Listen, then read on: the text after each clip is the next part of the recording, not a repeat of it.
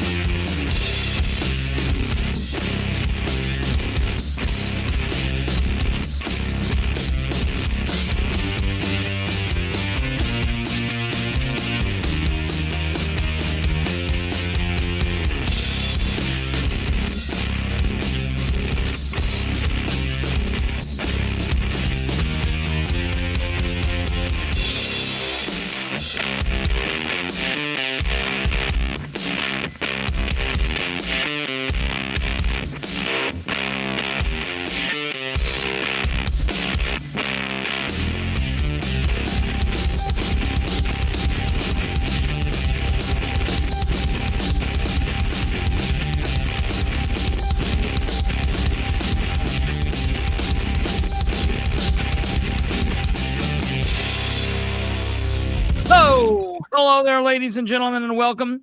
This is the 186th episode of the Political Spotlight. I am your captain speaking, and we are ready for takeoff. Ladies and gentlemen, we are going to have a big show this evening. Kate is down in the duck doing what she does, pressing the buttons, getting your comments up top, and doing everything that she can to make the show run smoothly. I appreciate everything she does. I appreciate you guys being here and helping out, listening, talking, communicating with us, fighting with us, going back and forth, doing what you do.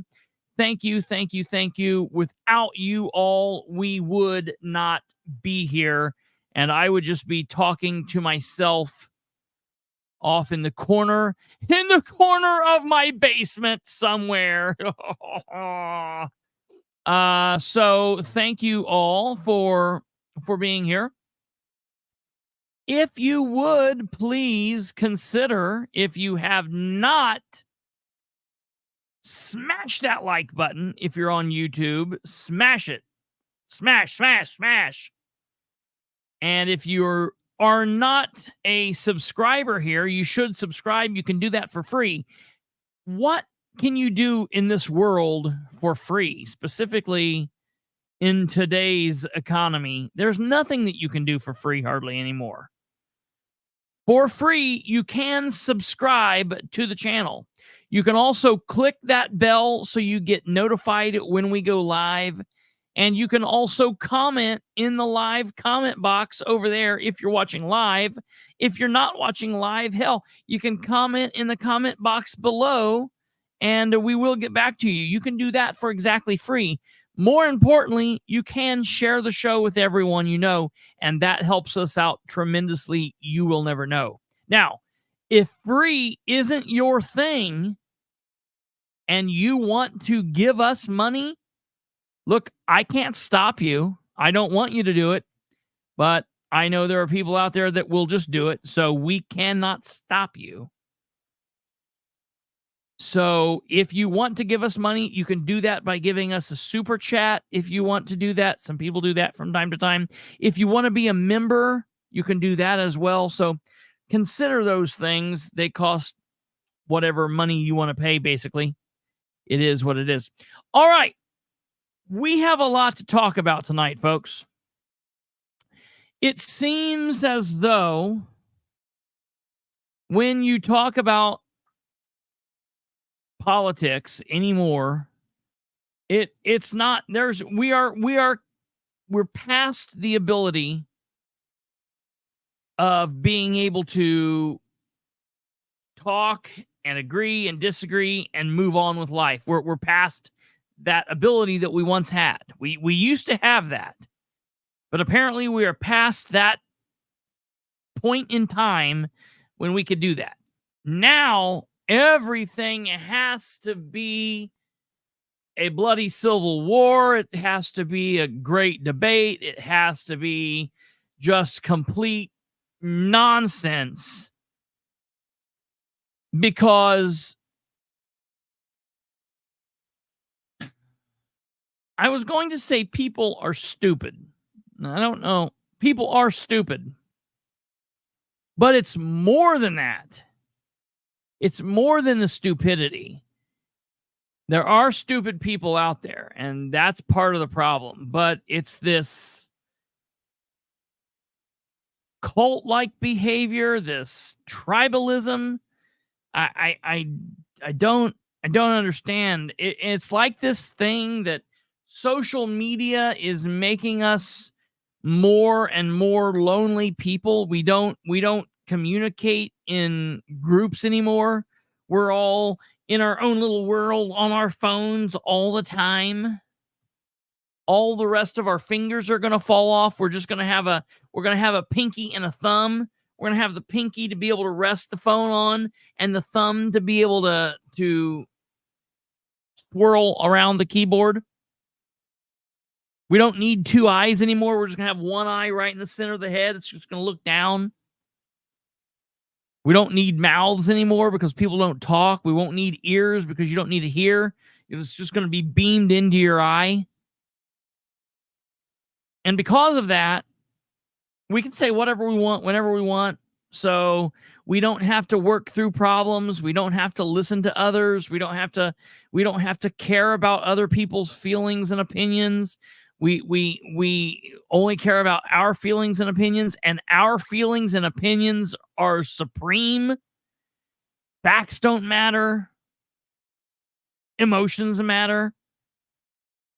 Facts don't matter. Opinions trump the day. Trump! Oh no! Trump! Ah! Okay. So, the last couple days, folks, I have been talking about this campaign finance report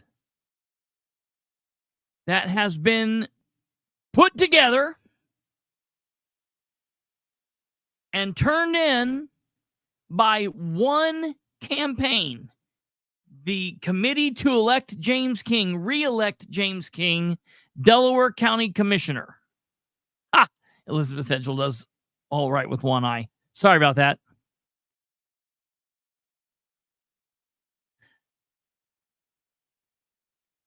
Nobody put out my eye. Okay, anyways.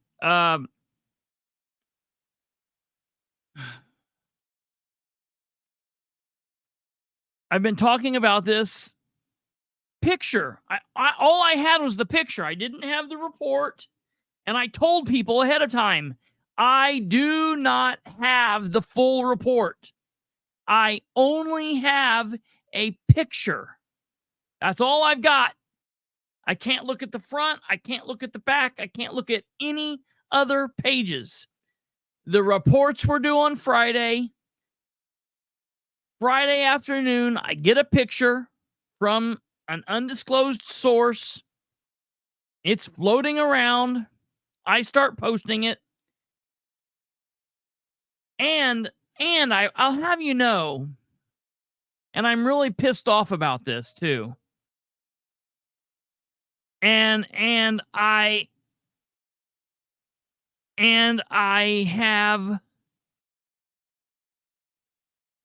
just, I've decided what I'm going to do, and I hate doing this, but I've decided what I'm going to do.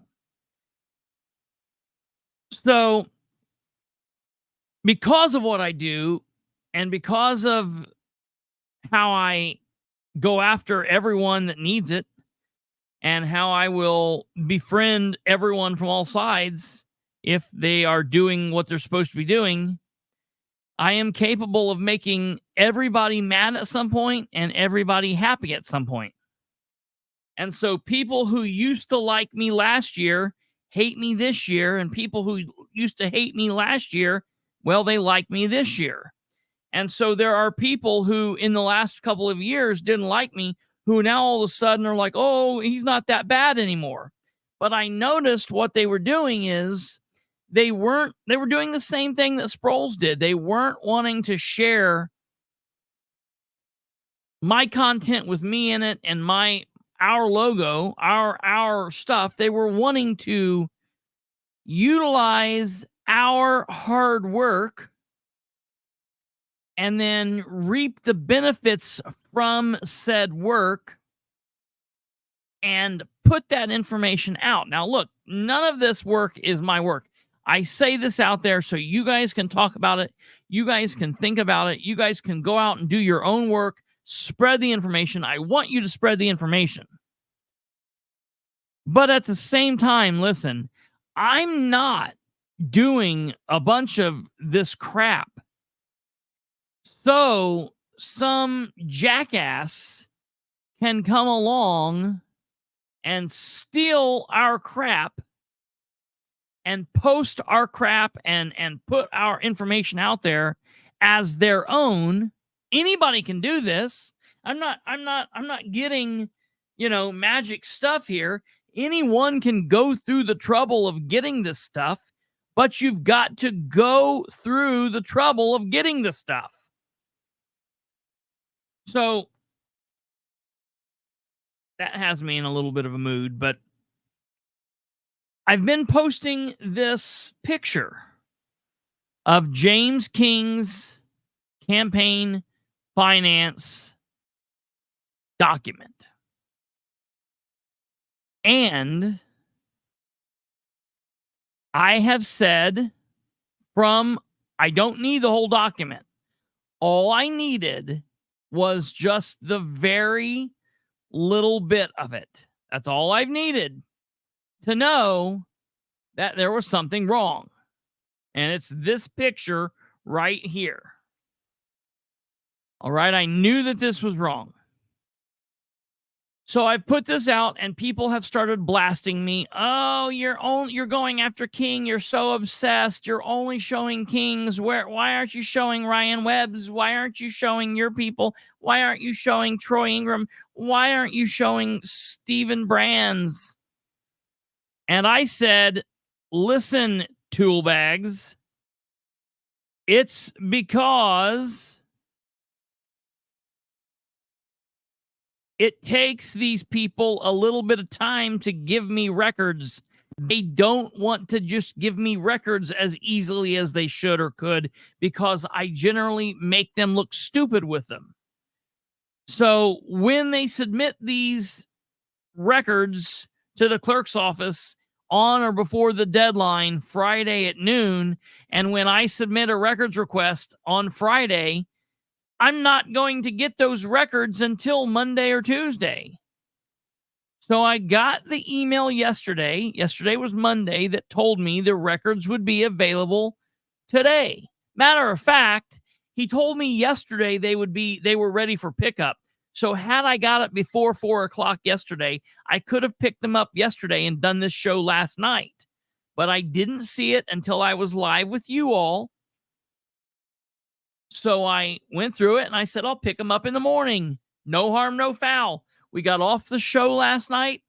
I created tonight's show, already put it up there because I knew I would get these, God willing, and we would be going through them. Now, let me tell you, I got these. A couple people knew that I was going to go pick them up. And I started getting texts, and I started getting phone calls, and I started getting messages. Boom, boom, boom, boom, boom. Hey, what are you finding out? What do you got? Let us see. Are you posting these anywhere? What do you have? Let's see what you have. And I was like, calm down. I haven't even got back to my car yet. I've not even got back to the car yet, man. So let me tell you what I've got. I have all the records. Let me tell you what I requested. I requested the records for the following people. Yeah, absolutely. It generally does. Now, I have a new thing to fall back on when it comes to campaign record requests. There's a statute that says they have to give them to you within 2 days of getting the records in. So I have this new statute that I use. It's not a new statute, but it's a new statute that I found. So now they're kind of up a creek without a paddle. Okay. So let me tell you what goes on here.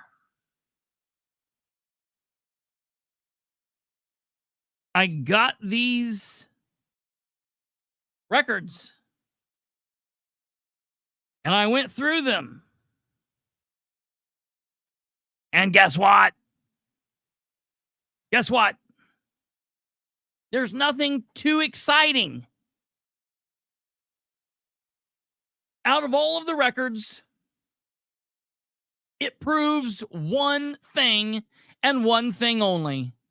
And that thing, ladies and gentlemen, is, drum roll please,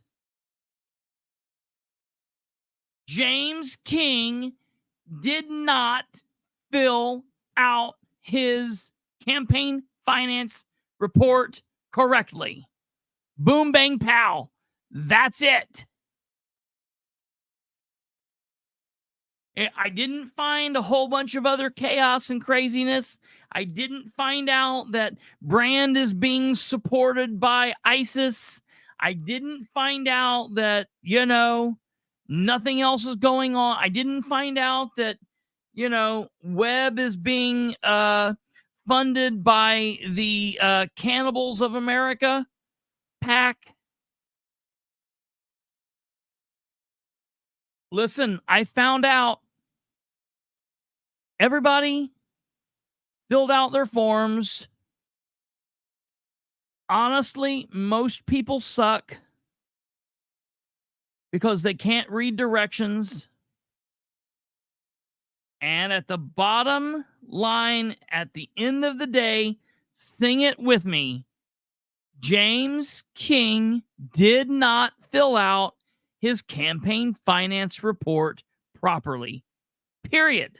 Now, we're going to go through it, and I'm going to show you everything, and we're going to have an understanding of everything that's going on. Before we get there, I'm going to read these quotes, and we're going to have a little bit of other talk, but that's going to be the big part of the show. Alva says, nobody will ever deprive the American people of the right to vote except the American people themselves. And the only way they could do this is by not voting. And Alva didn't say that. FDR did, and that's a great quote. It's a sad quote. It's a reality. It's sad. Joe Tompkins says, what light is to the eyes, what air is to the lungs, what love is to the heart, liberty is to the soul of man. Robert Ingersoll.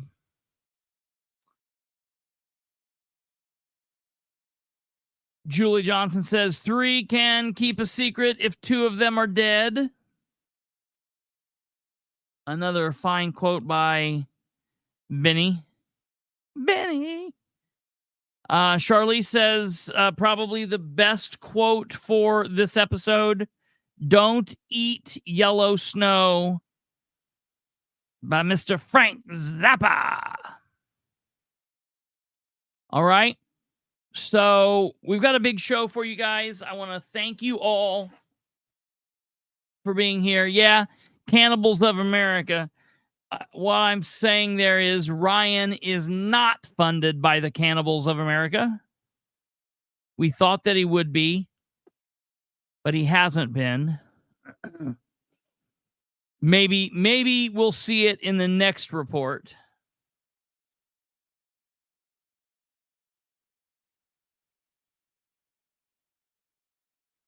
What to do about this? What's to be done about it? What happens next? Well, as a King supporter said, I could file a complaint with the election board, but we all know they're not going to do anything about it. We all know they're not going to do anything about it. So I don't know. I don't know.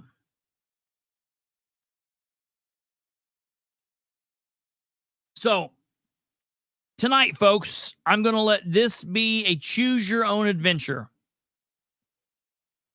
You guys will get to pick the direction of the show. I'll let you see how you have actual power here. Tonight, we have two topics. We have one really, really big topic, which is the campaign finance reports. And then we have just a quick recap of the Delaware County Council meeting from today. Which do you want me to cover first? Do you want me to cover the campaign finance report? If so, put a 1 in the comment if you want that first. If you want me to do the county council recap and then quickly get on to the campaign finance, put a 2 in the chat. Go now. Let's see these reports. Number one.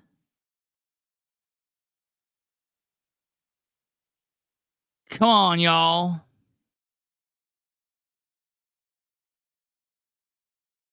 Joe says 2. Oh, we got a 2. Alva says 3.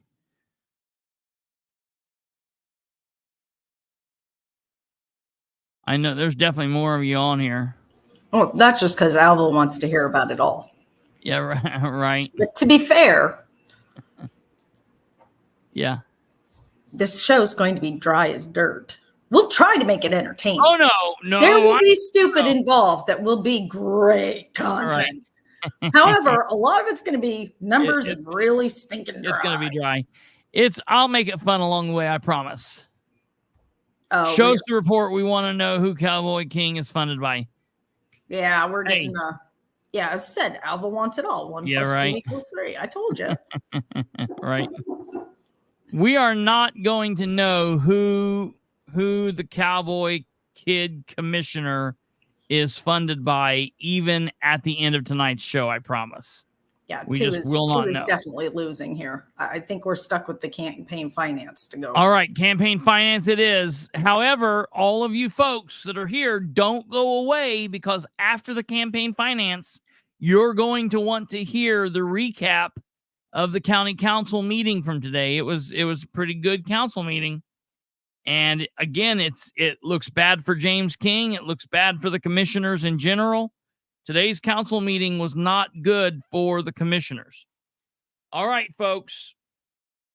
So, campaign finance report time it is. Before we get there, I do want to ask you all, please, run right next door here and run down through those things. Like the show, subscribe if you haven't, hit the bell. If you're not commenting, do so, because I will know you're there. And share the show with everyone you know. If you know anybody in a Delaware County group, if you know anybody that's interested, please feel free to tag them.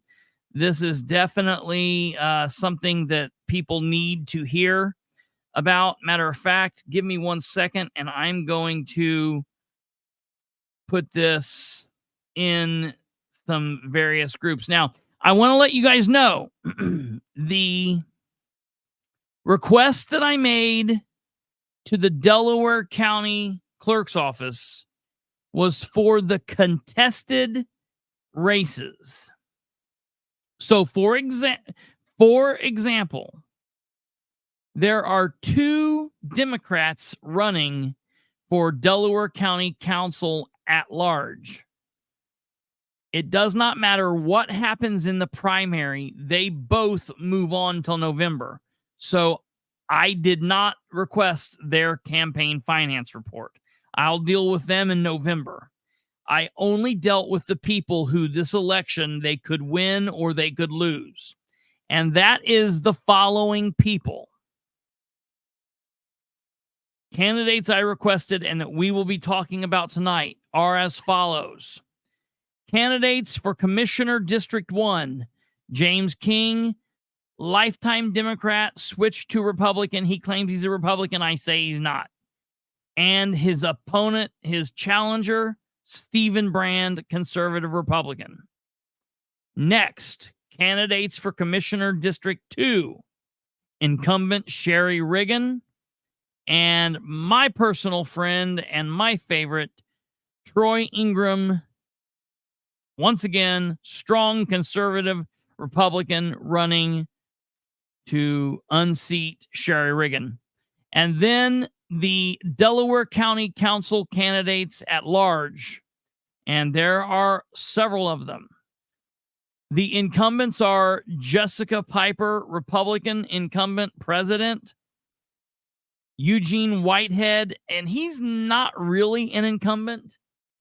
He kind of is, but he's not really. He was not elected by the people. He was caucused in, so while he is there and he's running for re-election, he was technically not elected. But it is what it is. By the state, they consider him an incumbent, so we'll call him that. And then Ryan Webb, those are your three incumbents.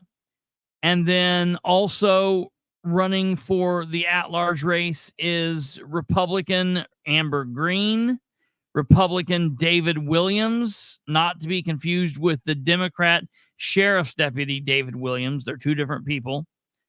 Bradley Bookout, longtime Democrat turned Republican, and Ghost Lori Jesse. Okay. So those are the people. All right. So let me tell you what we've got going on here. Let me get down here and give you the runabout and let you know what's happening. Oh, and I also asked for the campaign finance report for the political action committee called Citizens for Transparency. So you guys will all know that we have that as well. All right, let me share this here and we'll be ready to rock and roll.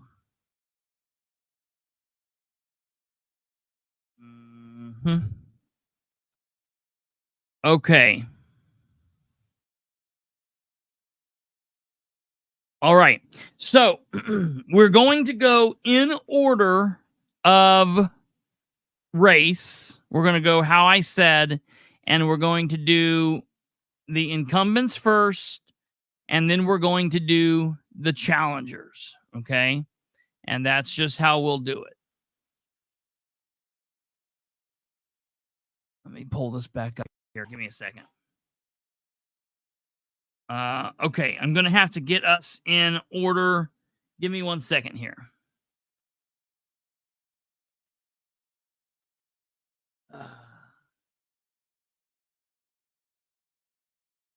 Okay.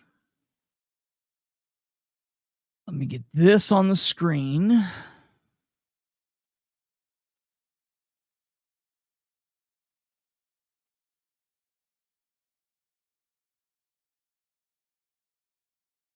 Citizens for Transparency, but aren't very transparent. Well, that's very true. That is very true.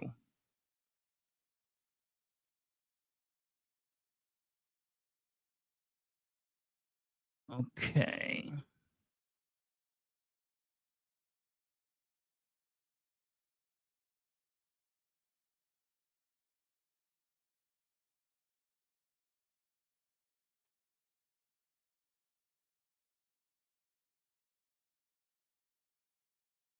Oops.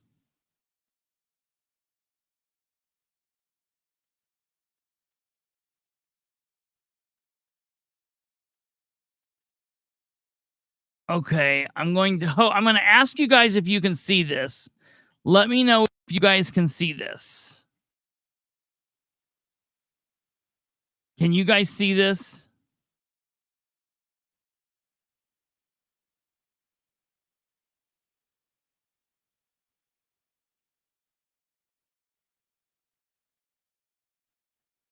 Can you see it, Kate? I think it's small. Can you blow it up? It's very small, Jack says. I know. I'm trying to think of the way to do this.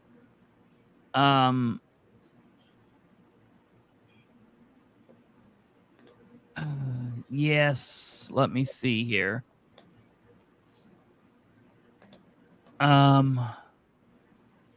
Okay. Here's what we'll do. Okay, that's useless. Going to do it that way. Never mind. Okay. I'll try and see if I can do it like this. Oh, that's better. Is it? Yes. All right, folks, is that better? I think it is. Tell me if it gets better or worse.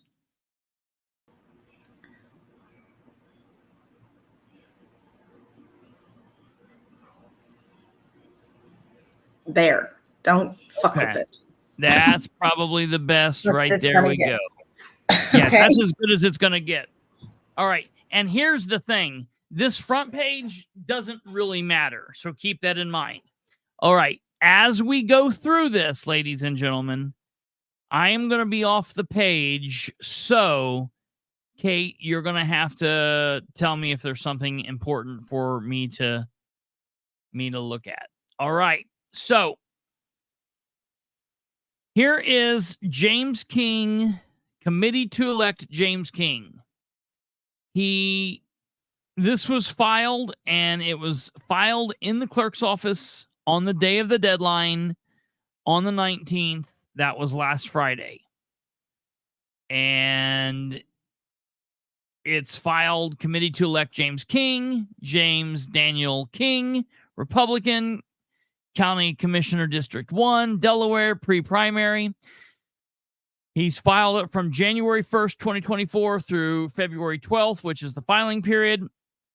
Now, he claims that he had $19,364.71 on hand in his war chest prior to this year, which is true.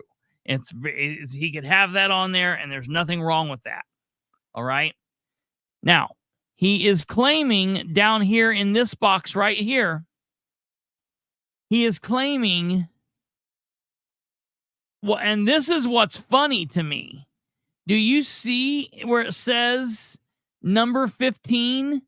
It says itemized $17,578.63. He's claiming that he has that in itemized donations. So on his front page, he's claiming that he received $17,578.63 in itemized donations. If you drop right below that, he is saying that he received zero money in unitemized money. That then brings us to the subtotal being $17,578.63. And you then add that with the $19,364.71 up top. And that means his total war chest at the end of this filing period was $36,943.34. Now, did he have any expenditures? Well, he's claiming that he had itemized expenditures to the tune of $29,104.67. He's claiming that he had zero unitemized expenditures. And so when you subtract $29,104.67 from $36,943.34. That leaves you over a grand total of $7,838.67 that he has moving on from this period forward. Okay. So that's okay. That's a pretty normal amount for a Delaware County commissioner race. Honestly, I would figure he would have had a little bit more. Normally, you see figures around the $50,000 to $60,000, $70,000, $80,000 range. So this seemed a little under to me. But okay, it is what it is. He doesn't have to do a whole bunch of buying since he's the incumbent.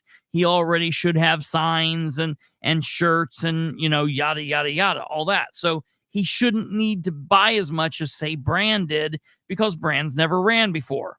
All right. We're going to now move on to the next page.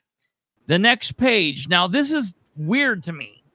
James King's next page is not listed, in my opinion, as it should be. His next page lists the reports of receipts and expenditures of a political committee. So this is what he has paid out. He's listed that he's paid out $100 for Borchers for surveyor.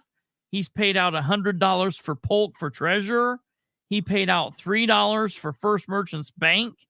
He paid out $1,052.35 to Outfitters for sweatshirts. He's paid out $500 to the Muncie Mission for Walk a Mile in My Shoes. He paid out $100 for the Boots in the Ballroom, which was a dance fundraiser. And he paid out $177.82 for Vistaprint, okay, for a grand total of those expenditures totaling $2,033.17. Kate, are you there? You got something? Casey had said that the itemized C Schedule A. Did he even file a Schedule A? Was going to be my question, but we're working our way through it. And she's also curious to know how he made $17,000 with a bowling fundraiser. So it's not the amount that's a really big issue. It's the unitemized nature of it. And the fact that he filed it as itemized on the front page and then turned in an unitemized schedule.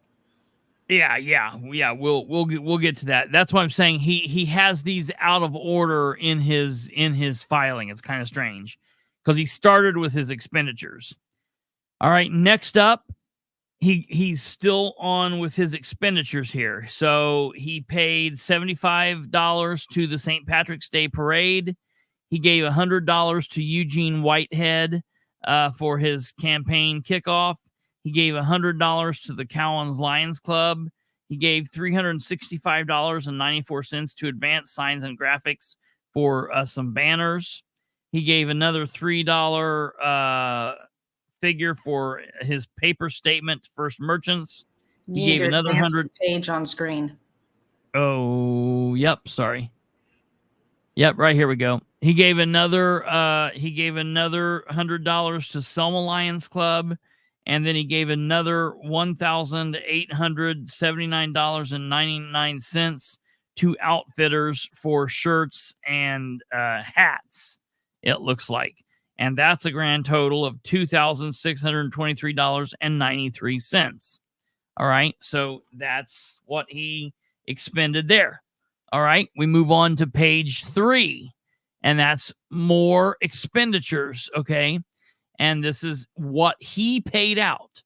He paid out another $1,618.15 to Advanced Signs and Graphics for logo on mobile billboard.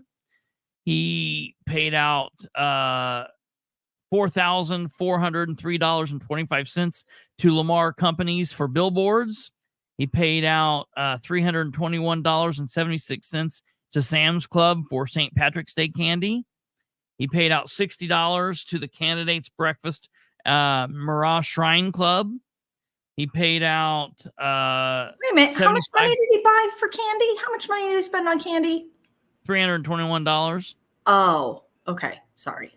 All right. Yeah. Never mind. I was going to say, what a cheap bastard. I thought you said $31. No, 321. Yeah. It was Sam's Club, but no, still 321.76. Final vinyl $70, Vistaprint $53.48, Samson Media, and this is interesting. Samson Media Group. This is for ads and TV ads. $11,670.50 he paid out. Okay. And that's for a grand total of $18,202.14. That then brings us to page 4,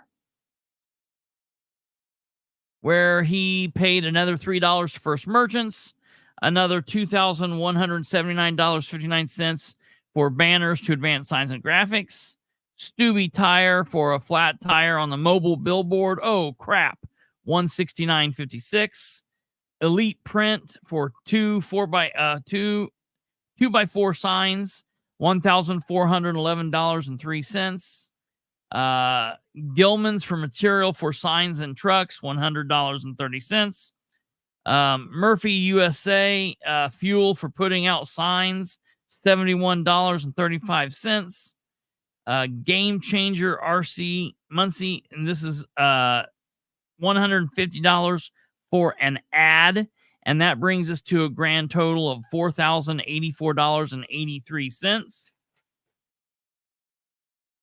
And then on page 5, ladies and gentlemen, that is another $48.06 for gas for Murphy's gas station, $337.54 for Menards, and another Samson Media Group TV ads, $1,775 even, for a grand total of $2,160.60. So if you then total up the totals at the bottom of page 5, page 4, page 3, page 2, and page 1 here, if you total all of those up, that then comes to the grand total of $29,104.67. So that's where he did spend that money, and he itemized it as he said he would. Okay, so he said he itemized it, and you can see it when you go back. All right, right here, he itemized it. Itemized $29,104.67. Itemized money in donations $17,578.63. Let's see how he did that. That's going to be on page 6. Okay. And what you're looking at now, folks, is page 6. Page 6 should be an itemized list of his money in. He did not give us an itemized list of money in. So if your name is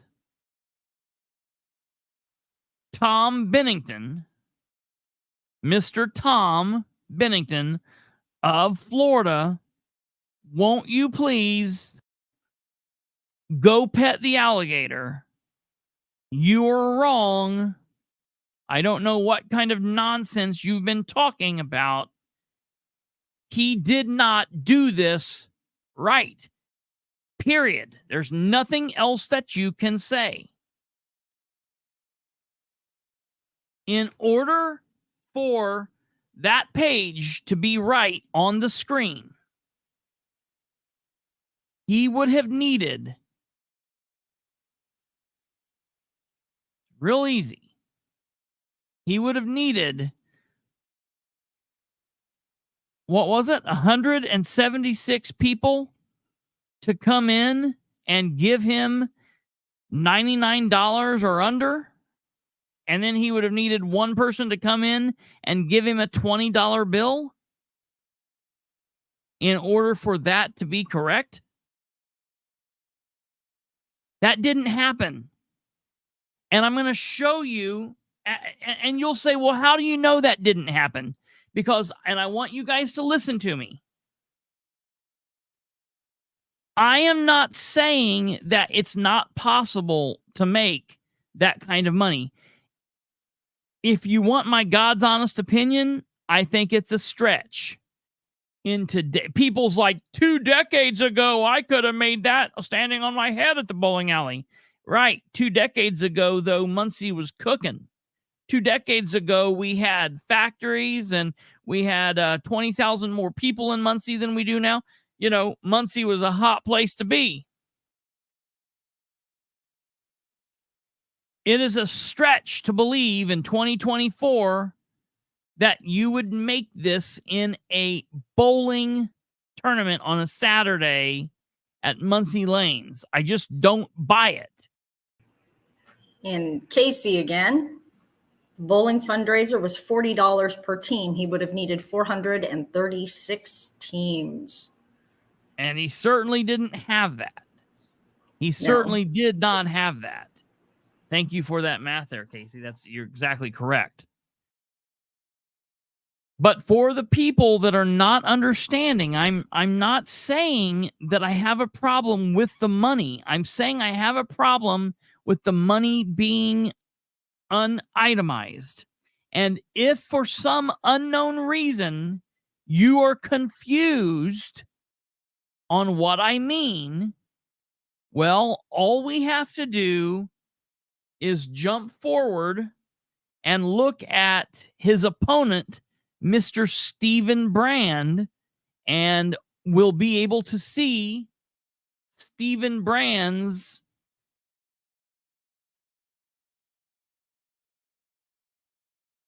figures, and we will know Stephen Brand, Stephen Brand. Let me find out where he's at here, and I will get it rolling.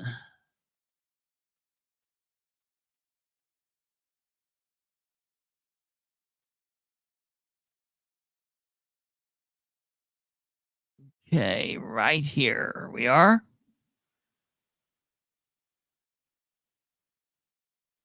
Okay. Stephen Brand.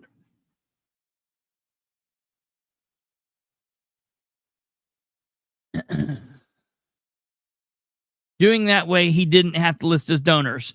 Doing what, by law, he had to list his donors. Doing what he did not list his donors. It's illegal. He did not fill out his documents properly. So it's not like if he would have done it this way, he didn't have to list them. So that's why he did it. He didn't have a choice. He needed to do that. Now, a lot of people are saying, why did he do it that way? Why did he do it that way? What's he hiding? He didn't want us to know who his donors are. I don't think it's that. I don't think it's that at all. I'm going to tell you why I think he did what he did. All right. Listen, I don't like James King, and a lot of people don't like James King, and I wouldn't give him a paperclip, let alone 2 pennies. Okay. But I'm not so naive to know or to believe that there aren't people that, I don't think that everybody hates him. I know that there are people that like him. I know that there are people that like James King. And I know that there are people that would give him $100. I know there are people that would give him $150. I know there are people that would give him $200 and $250 and $500. I know there's people that would give him $1,000, maybe $3,000, maybe $5,000. Heck, there might be people out there that would give him $10,000. But that's not what happened. I think he got the regular run of the mill. He got $100 here and $100 there and $200 here and $250 there. I think the reason he did what he did is because at the end of the day,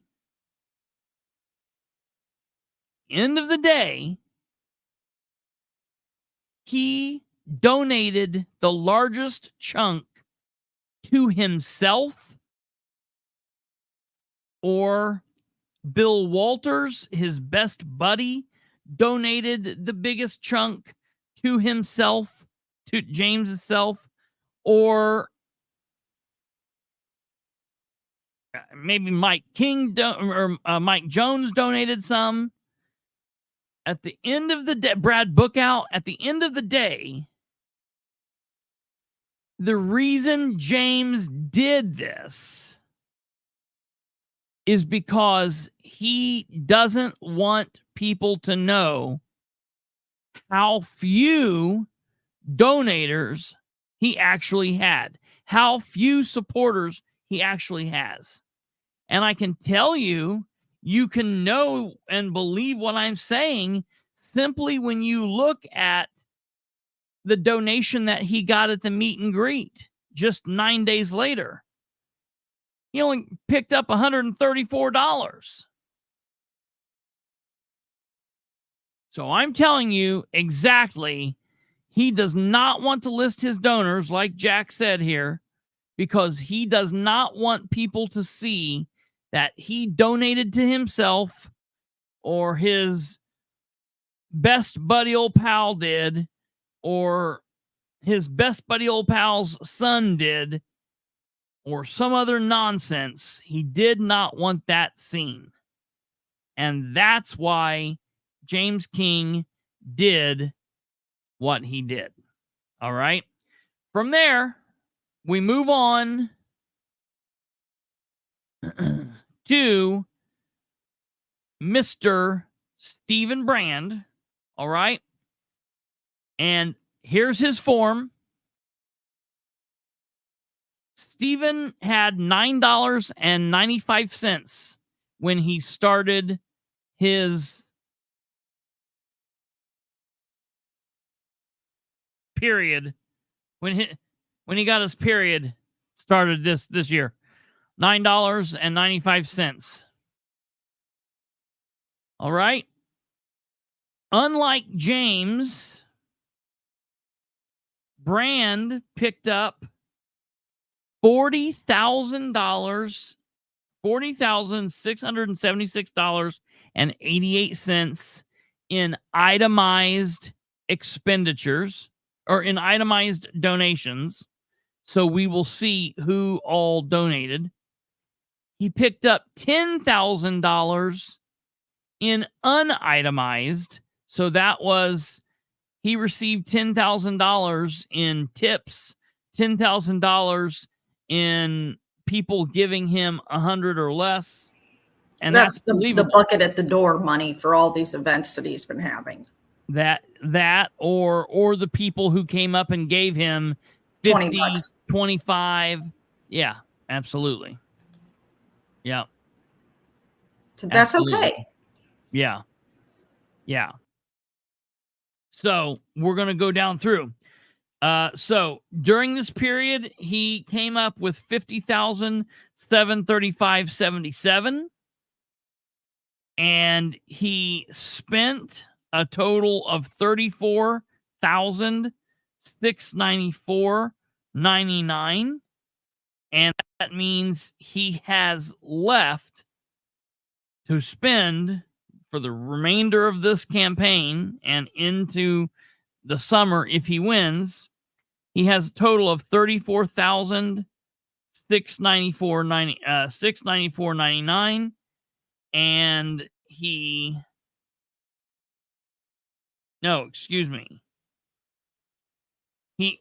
spent a total of $34,694.99. Oh. And he has left over $16,030.83. Now, we're going to go through his expenditures, and you're going to see the difference. It's like night and day, okay? It's night and day. So if I'm going to go back off page here, and if you see anything pops up, let me know. All right. here's his page 1. He's got it listed as 2. This is technically the first page.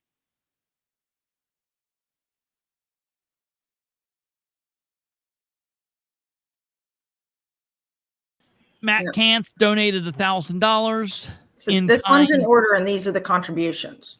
Yes, this one is in order. This is the contributions. Matt Kantz donated $1,000 of in-kind work. So he did his website work for him. And the amount of work he did equaled to about $1,000. And he didn't have to pay for that. So that is in kind. Stephen Brand then loaned himself $10,000 to his campaign. He loaned himself that. Now, he marks that down as a loan because what that means is he's giving himself that loan. And at the end of all of this, if he has any money left over, he can go about paying back those people that loaned him money. And so he could try to pay himself back the $10,000. Sometimes candidates can do it. Sometimes they can't. It just depends. All right. Carrie Fisher gave him $1,000 direct. David Brand gave him $1,000 direct. Moving on. Stephanie Cooper gave him $700. John Dolt gave him $100. Jason and Victoria Gasway gave him $242.28. That's a weird amount. Michael Bauer gave him $1,000.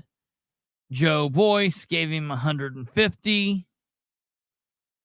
And if you see these two totals next to them, that means, like, for example, Joe Boyce gave him $150 here. If Joe Boyce gives him any more money, she will add, say she gives him $100 later on, she will add that 100 to this amount, and it will show how much money he got from each individual person total. Okay. So moving on.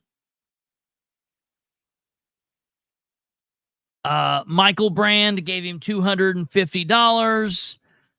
John Branson, $100. Stephanie Cooper gave him $300. Now you see, you take that $300 plus the $700 she gave him, and now she's gave him a total of $1,000. Jason and Victoria Gasway gave him $60. So that comes out to $302.28. David Kames gave him $200. Trisha Kersey, $970.10. Nicholas Kuzma, $100. Todd Murray, $500. Leslie Nickham, $1,000. Michael Raper, $100. Dan Ridenauer, $200. Jonathan Schmidt, $100. Victoria Jeff Stanley, $100. Stephen Tipton, $150. Ronald Ratcher, $500. David Brand, $856. Sean Walsh, Willis Keir, Jeffrey Bird, $970.61. Todd Murray, $970.61.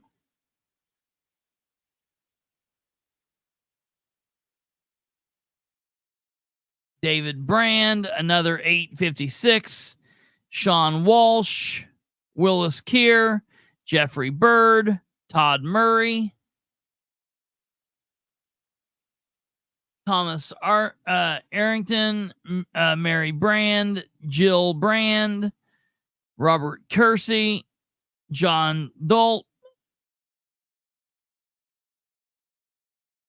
Tom Malappet gave him $1,000. William Smith gave him $200. Ron gave him $1,500. Christopher Gullion gave him 100. Daniel Price gave him 242.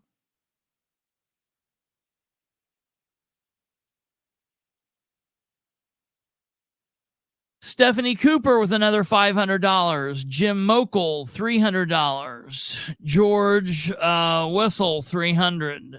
Nora Nickham, $20. Dan Ridenauer with his wife Sherry gave him another amount of money, $500. I thought it was $500 before. Maybe it was $200. Looks like it. Yeah. So gave him $500.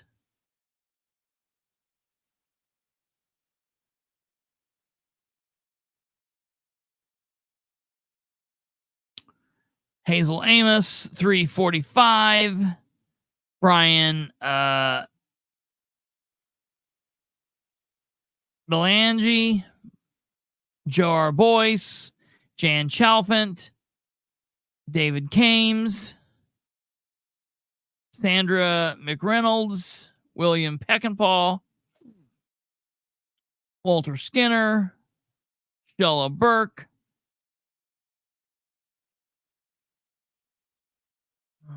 Taryn Wolfa, $100.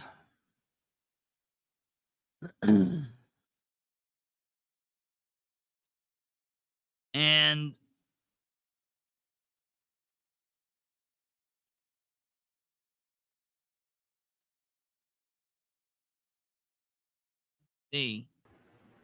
so we're now up to 12 pages worth of donors. Yeah. Yeah. Okay. These are all still donors here. Okay. Brenda Brumfeld, Hunter Holbrook, William Smith, Grant Della Garza. And these are just normal looking amounts. 100, 300, 200, 250. This is what, ladies and gentlemen, campaign donation looks like. Some people give him 1,000, some people give him 2,000, some people give him 300. This is what it looks like. Well, if he did end up using that money that you gave him for his election, then just be happy that you got some massages for free, City of Munis. What are you talking about? Dark Dan. Oh. Dark Dan, the City of Munis has made an appearance and said, wait a gosh darn minute, that money I gave him was for his election and not the massages. Hey, I'd be happy with free massages. Now, page 14, we get into a little bit different. 14 is no longer individual. 14 is now businesses that donate. So, did we see any businesses giving to James King? I don't think so. We don't know. They didn't itemize anything. So here on page 14, Mersix Corp gives him $1,900. SL Wright Construction, $300. R&R Engineering, $500. Edwards Payroll and Tax, $100. Randolph Farms, $300.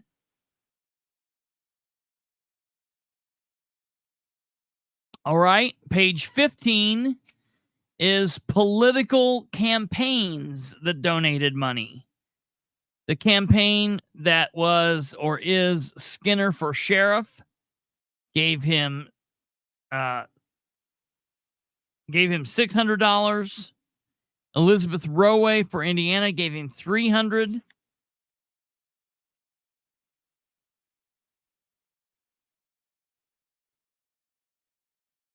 Okay. Page 16 is other organizations. Bainey's Excavating. Do you think King should be worried? Oh, yeah. Yes. King should be very worried. I mean, folks, you guys, some people might not know the names on here. I'm seeing like the head of Ball Hospital, the head of some major corporations in Muncie. Well, just the fact that he's got businesses, political committees, and other organizations donating to him, that should be worrisome too. Yes. he's got pretty widespread support, it looks like. Yeah. Whereas yeah. King, we don't know diddly squat because he didn't put anything on here to tell anybody anything. Sounds like he's worried. Absolutely. And so far, let me be very clear, folks. We're not seeing anyone that's like a crazy, extreme, alt-right, gun-loving, ready to take on the nation, crazy, terrorist. That's not what we're seeing. So far, out of 16 pages, I've just now ran across one name that I am not necessarily happy with. And I will explain why, and then we'll move on. Because I'm not going to like everybody that likes him. He's not going to like everybody that likes me. That's just life, okay? So on page 16, he's got all of these names. Down in block 4, you'll see it says GM Development. They gave him $1,500. For those of you that might not know the name, GM Development is Martz, the guy with the Muncie Fire Department, the guy that's wanting to do the Muncie Fire Department, okay? And the guy that did the Delaware County Jail, all right? So I can see him greasing, making things better for himself, trying to give himself a leg up. Here's an interesting thing to think of, too, though. Mm-hmm. Whose palms are he going to grease? Who? Grease the palms of a guy he thinks not going to win? Well, yeah, no, that's what I'm saying. To me, honestly, it would make sense if he gave a little bit of money all around, but gave the largest amount to the guy he wants to win. That just seems to be like what smart people do in business. I get it. You got to do what you got to do. Yes, I also understand built justice system with no issues. You've got that right. Yeah, right. And Alva's got it right. He said, along with the donations from these corporations and businesses and friends comes votes. Yes, exactly. Yeah, 1,500 is not much of a grease, but it's in a small race like this, it's a pretty good grease. Sure, absolutely. No. Stumblefoot saying there's no hate groups or extremists on the list. Next, come on, we got to find the dirt. right. Yeah, there's Farms no dirt. Donated. What? Randolph Farms donated the dump in Modoc. Is that what it is? Where's that at? I don't know. Casey Easton commented about that. Casey Easton. Yeah, it's back here. Let me see.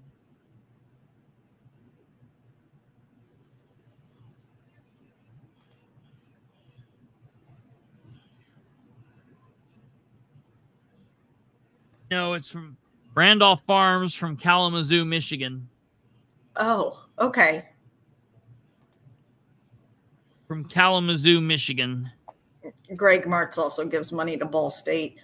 Yeah, I mean, he gives it everywhere. He knows. I mean, he wants to be picked to do construction work.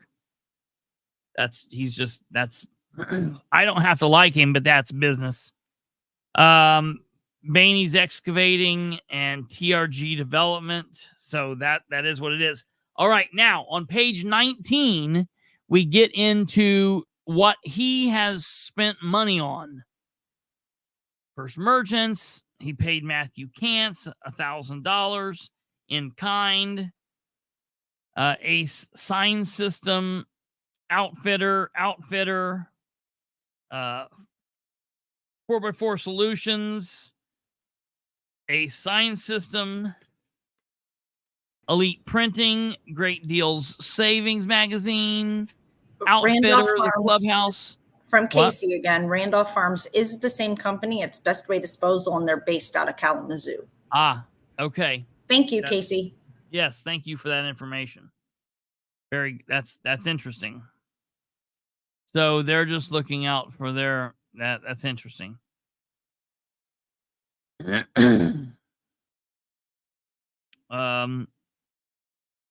Matt Kantz, David Brand, $800 and $56 in kind.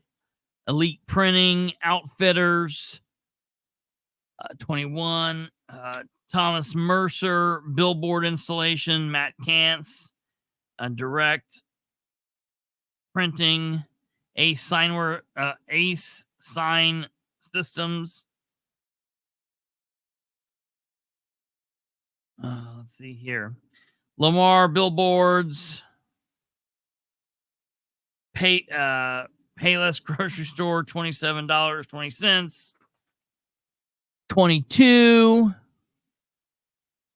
I mean, basically, this is just, it is what it is. It's more, downtown development, Party City, Elite Printing, Smart Point Data Strategies, Great Deals Magazine. I mean, people donate to that because if they donate to it, they get an ad placed in it. So that's just common sense. This is just all what regular political folks do. I'm not seeing anything here that's crazy. Meijer, Walmart, Aldi, Great Deal Saving, Tone Winery, Wolf Boom Radio Station, Matt Kantz. 24.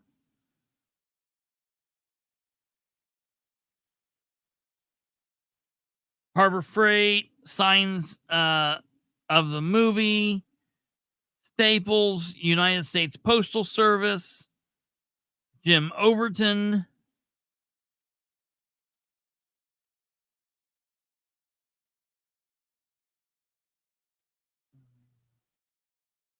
Okay, 26.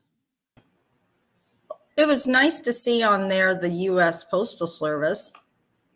Yeah, right. Because James King didn't have any U.S. Postal Service on his, did he? That he'd sent out mailers?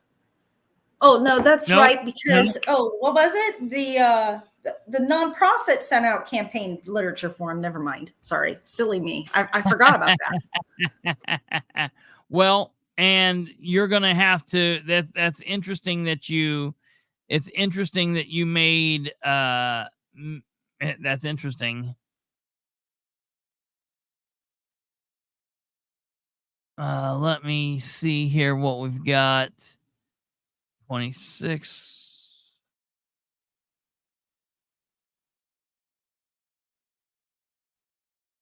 Staples, Rosebud Coffee House, Smith Street Studio, the Clubhouse.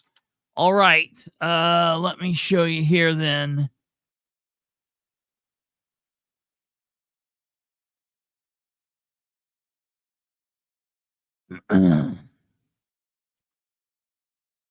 All right. So this is report of receipts, expenditures, debts owed by the committee. This is, does the committee owe any money to anybody? And it shows where he owes himself $9.95. He owes himself $113. It shows where he owes himself $10,122.95.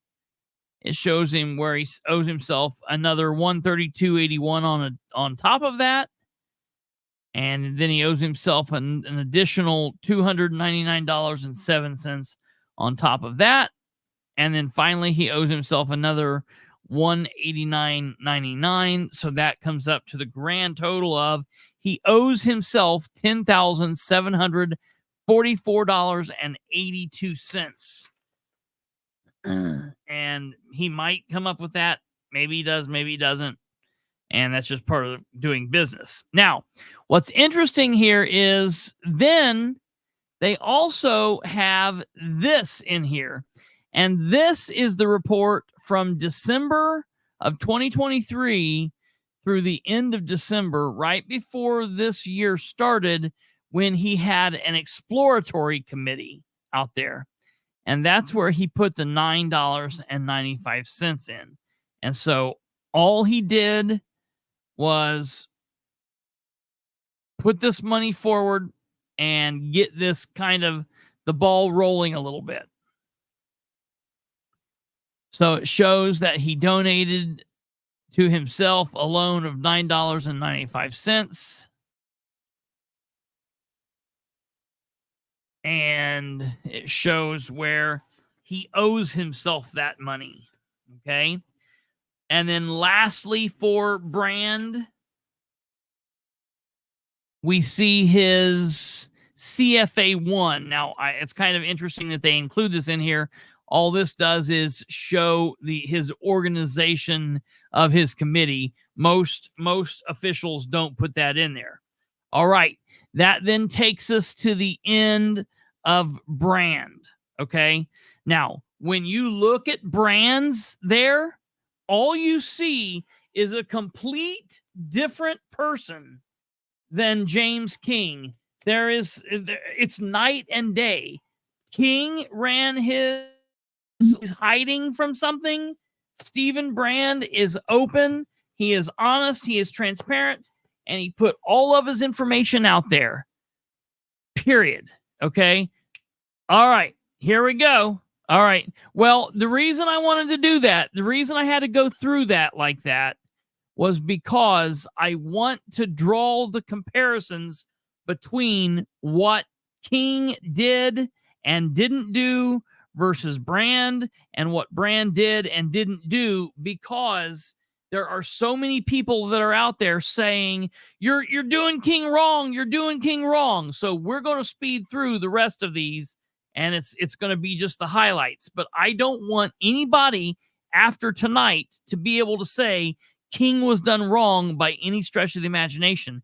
King was done wrong because he's getting bad advice from idiots around him, and he's not very smart himself, and they're in an echo chamber. And that's what the problem with King is, and nobody else can help that. All right, onward here. This is where we're going to speed, and it's going to be a quick little deal here, okay? Let me get down here to Sherry's, and we will we will speed through this.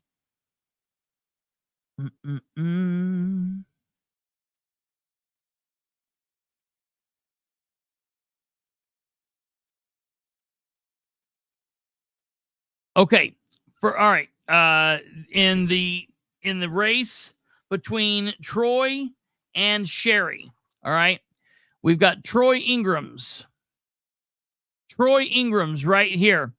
Troy put together a document that is a 2-page document. You've got Troy. He came into the race with $450.23. He raised a grand total of $2,619.13. His campaign is saying that every one of the donations that brought to that amount was under the amount of $100, and so it was all unitemized. I talked to his campaign, and they said that his money, where he has been donated money over the $100 threshold, came in after the April 12th. So we won't see that until the next filing. So the money that he received was $2,619.13. They're saying that they raised that money through the figures under $99. The money that he has spent in this election a grand total of $1,959.56, leaving him right now with $1,109.80. And his expenditures essentially have went to dog tags and go bags, Outfitter, Walmart, and Label Tech. All right. We go on from there to his opponent,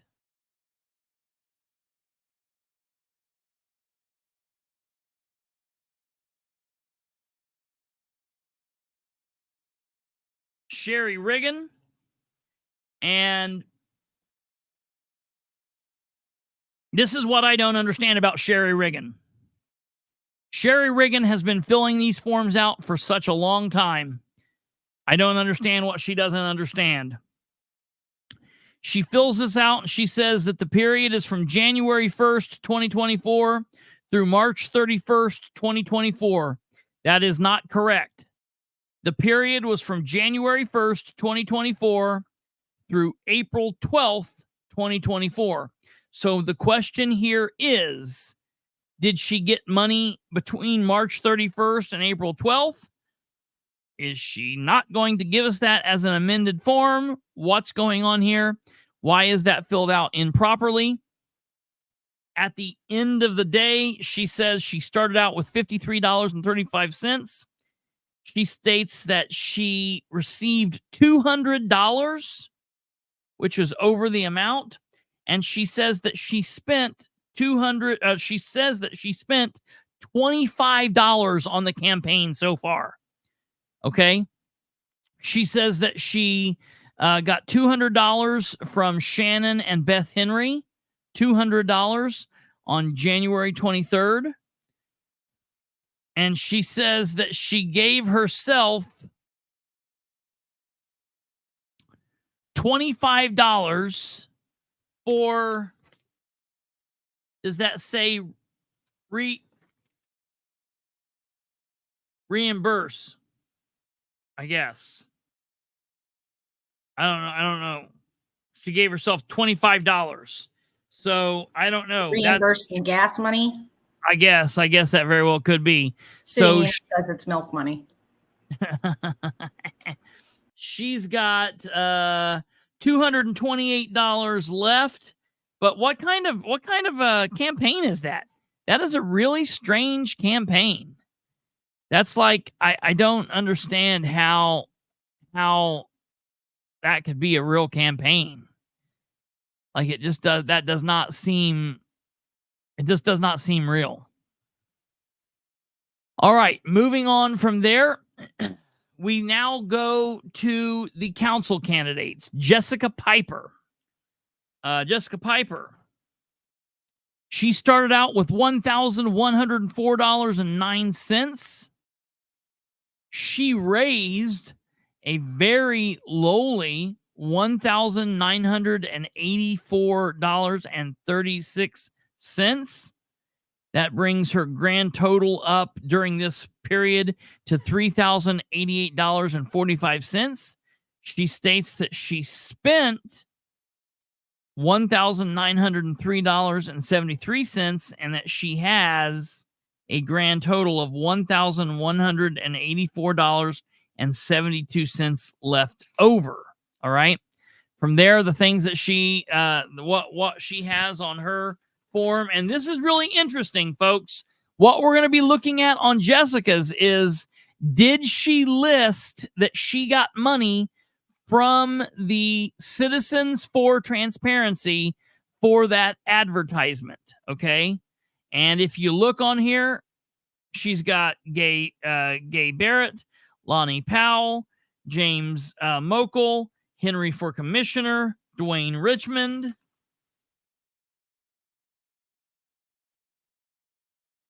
Brittany Ramirez, Todd Rokita, Election Committee, Rose Selvey. Jessica Piper donated herself $1,284.36. And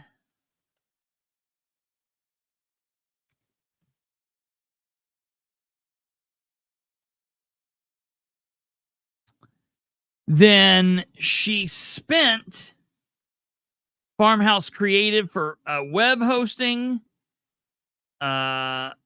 Oyster Point Boulevard was a $1.75 for a fee. Oyster Point Boulevard, $3.20. Muncie Downtown Development Partnership, St. Patrick's Day Parade, and Outfitters for apparel, $1,284.36. All right. And then in the next paperwork, she owes money to herself. Yeah, to herself all the way down. She owes herself a grand total of $3,083 $868.89. So, Miss Jessica Piper, why have you not listed that you were the recipient of money from the Citizens for Transparency? Why have you not maybe received? Not money, but definitely an in-kind donation. Yeah, in kind. Bottom line, she did not. Yes, in kind. Yeah, not money. In the form of cash. But where is her in kind donation? Okay. From there, we go on to Eugene Whitehead, and Eugene Whitehead says that he has $1,824 on hand before this started. He says that he raised $7,740 during the campaign process. He spent $4,300. No, he spent $5,264.37, which means he currently has $3,400 on hand. And for Whitehead, basically, he donated himself his first $7,000. He donated himself all of the $7,740. All right. That's on page 2. Page 3, he paid money to Tara Whitehead for marketing, billboards,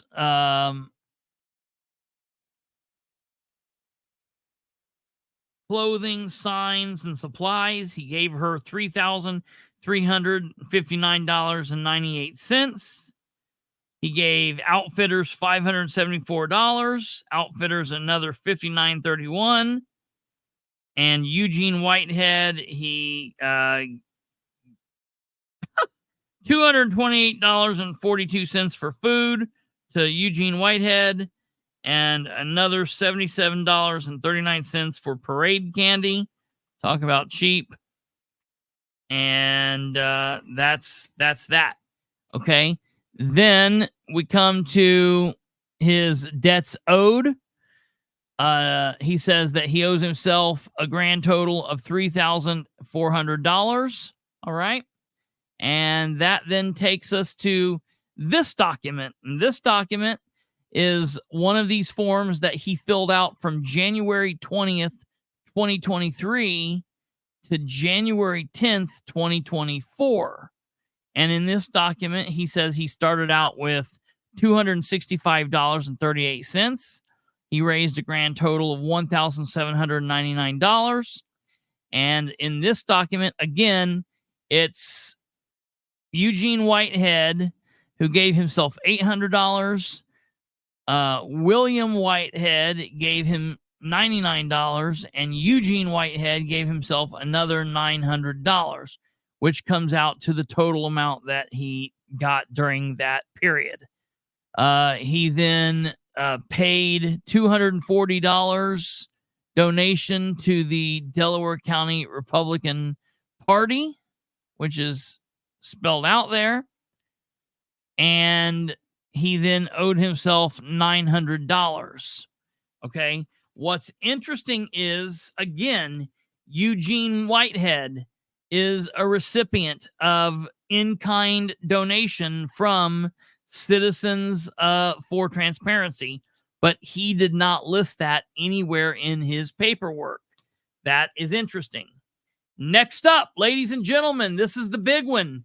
This is who everybody wanted us to talk about because they were just sure that he was going to have money from the Cannibals of America, that he was going to be, terrorists were going to have donated to him, and it was going to be bad. All right.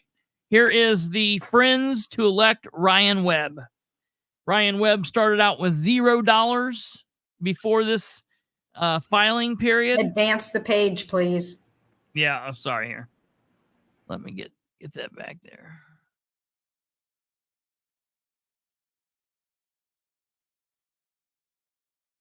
Here we go. $0 for Ryan Webb.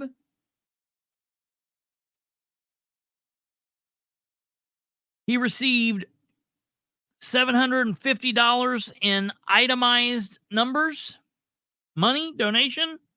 He received $3,724 in unitemized, either in a tip jar or at some event,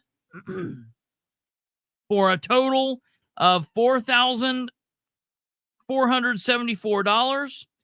He spent he spent $4,472.35, and he has a grand total of $1.65 left.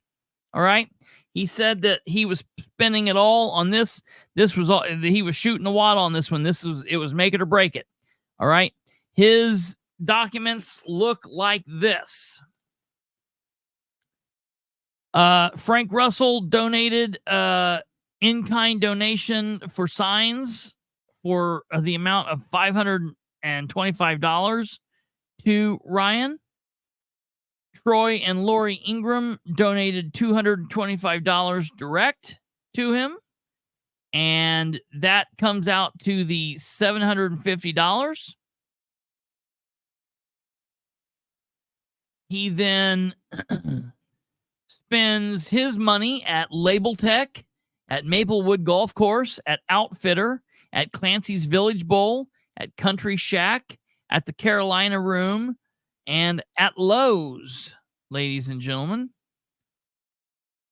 So that's going to be the end of Ryan's report. That brings us to Amber Green.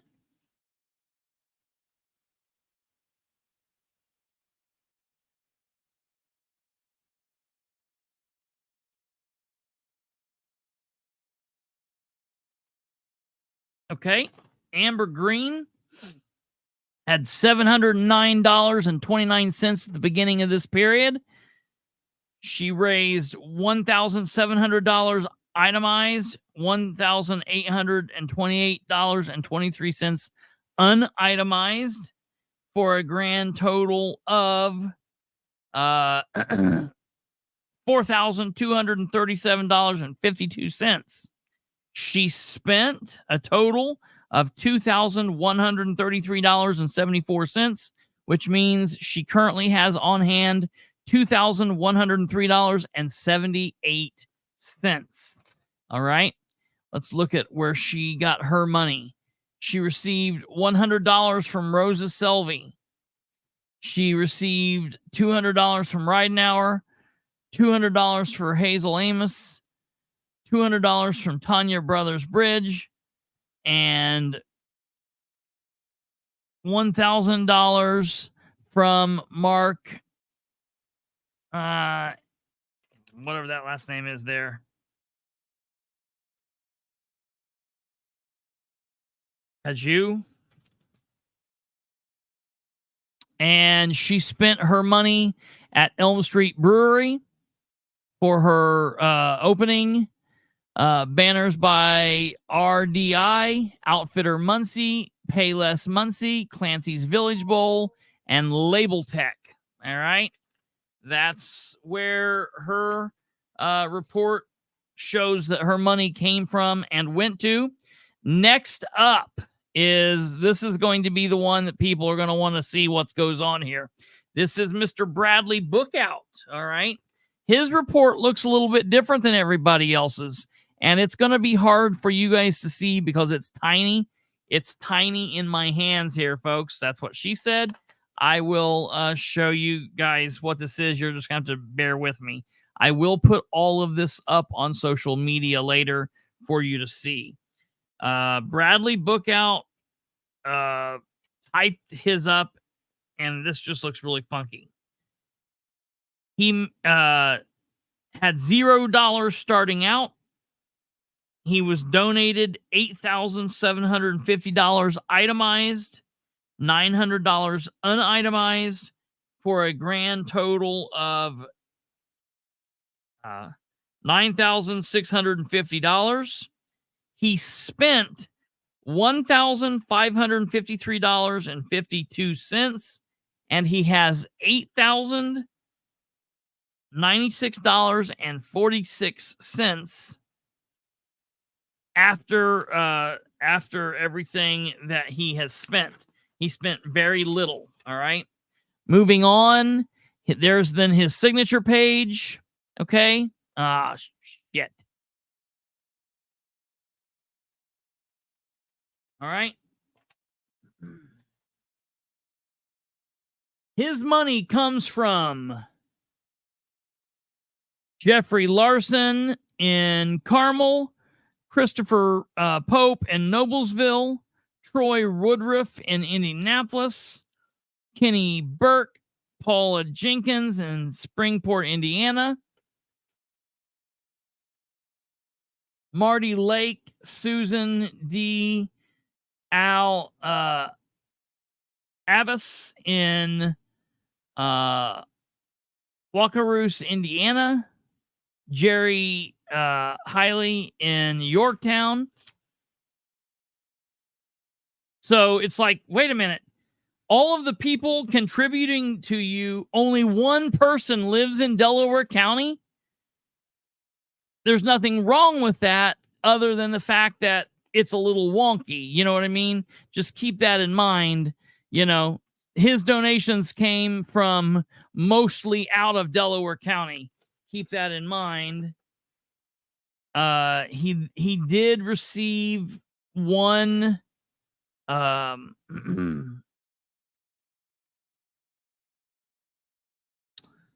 direct contribution of $1,000 from Schaefer TNC in Delaware County in Albany. That's $1,000. And then he did receive $2,500 from the ICE PAC Political Action Committee from One American Square Suite 2900 in Indianapolis.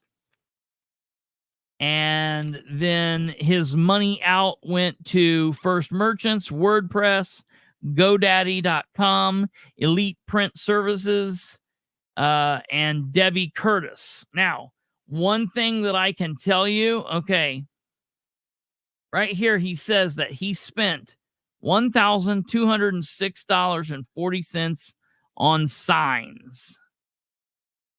Man, I would love to see that. I would love to see that because I just find it very hard to believe that they bought signs. They truly bought signs. I find that hard to believe. Okay. Next up, that brings us to the very bizarre Lori Jesse. Lori Jesse, she filed a report that had 10 pages. 9 of those 10 pages were blank. And the first page she filed had everything on here. Period filed for January 1st through April 12th. $0 before it started. She raised $0. $0 itemized. $0 unitemized. A subtotal of $0. A grand total of $0. She spent $0. Itemized or unitemized. She has a subtotal of $0. A grand total of $0, and she owes $0 and or is owed $0. She has so far spent no money on this campaign whatsoever, and honestly, I cannot even believe she turned in a report saying as much. It was very, very odd. Lastly, that takes us to David Williams, candidate for city council or county council at large, and he, at least by the clerk's response to me, has not turned in a report yet. He has not turned in a report. The moment that he turns in a report, I will have it and I will get it and we will go over it.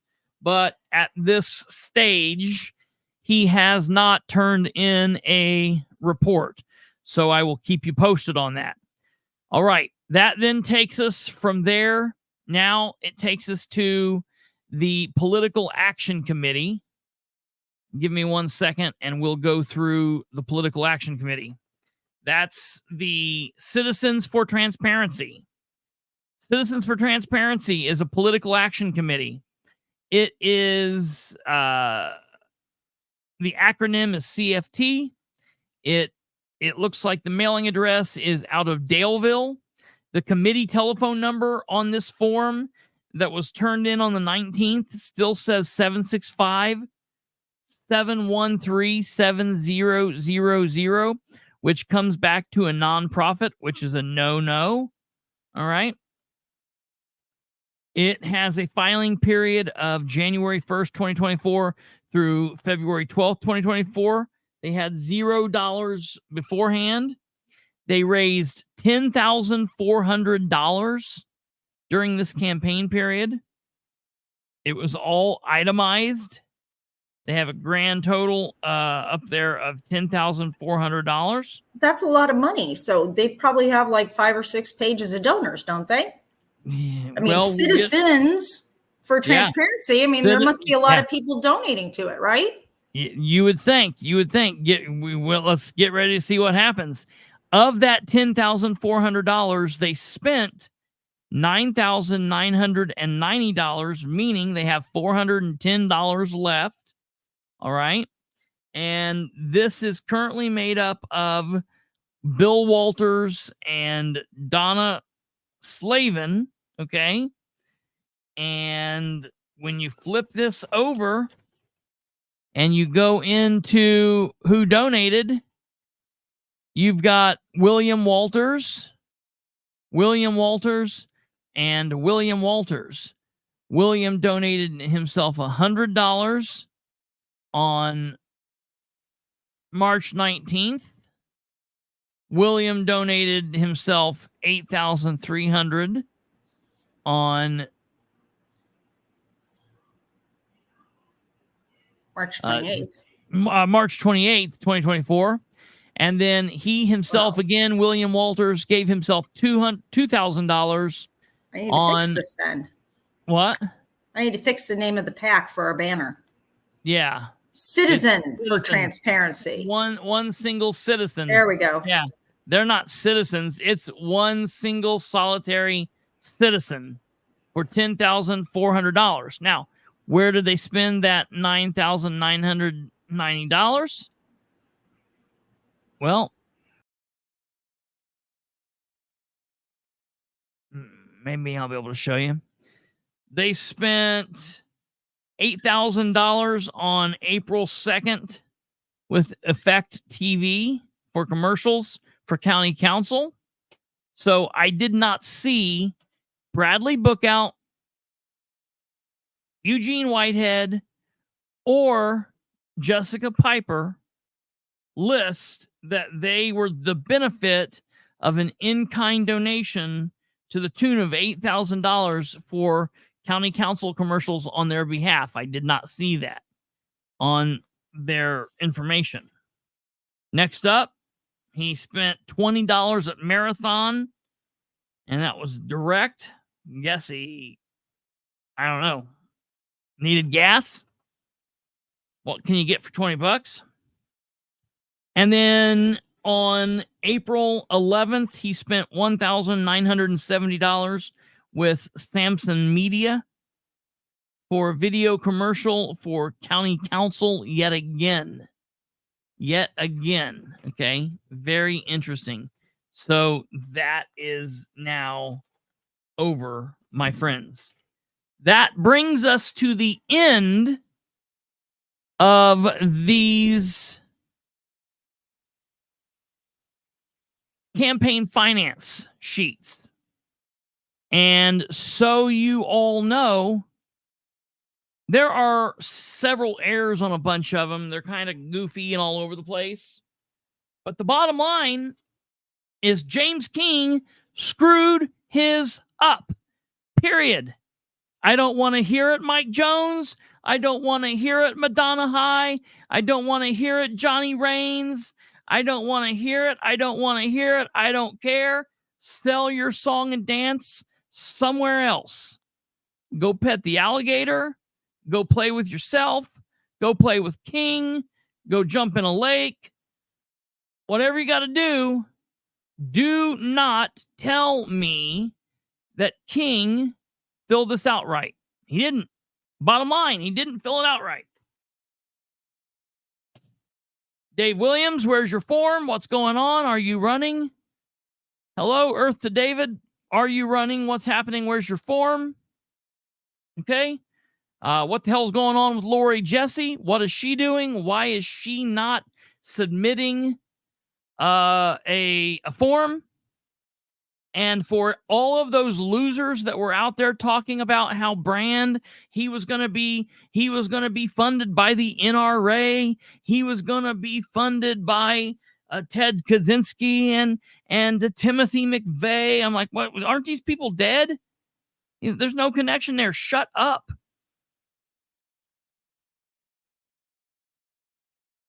All right. Also, pause real quick. I got to say this.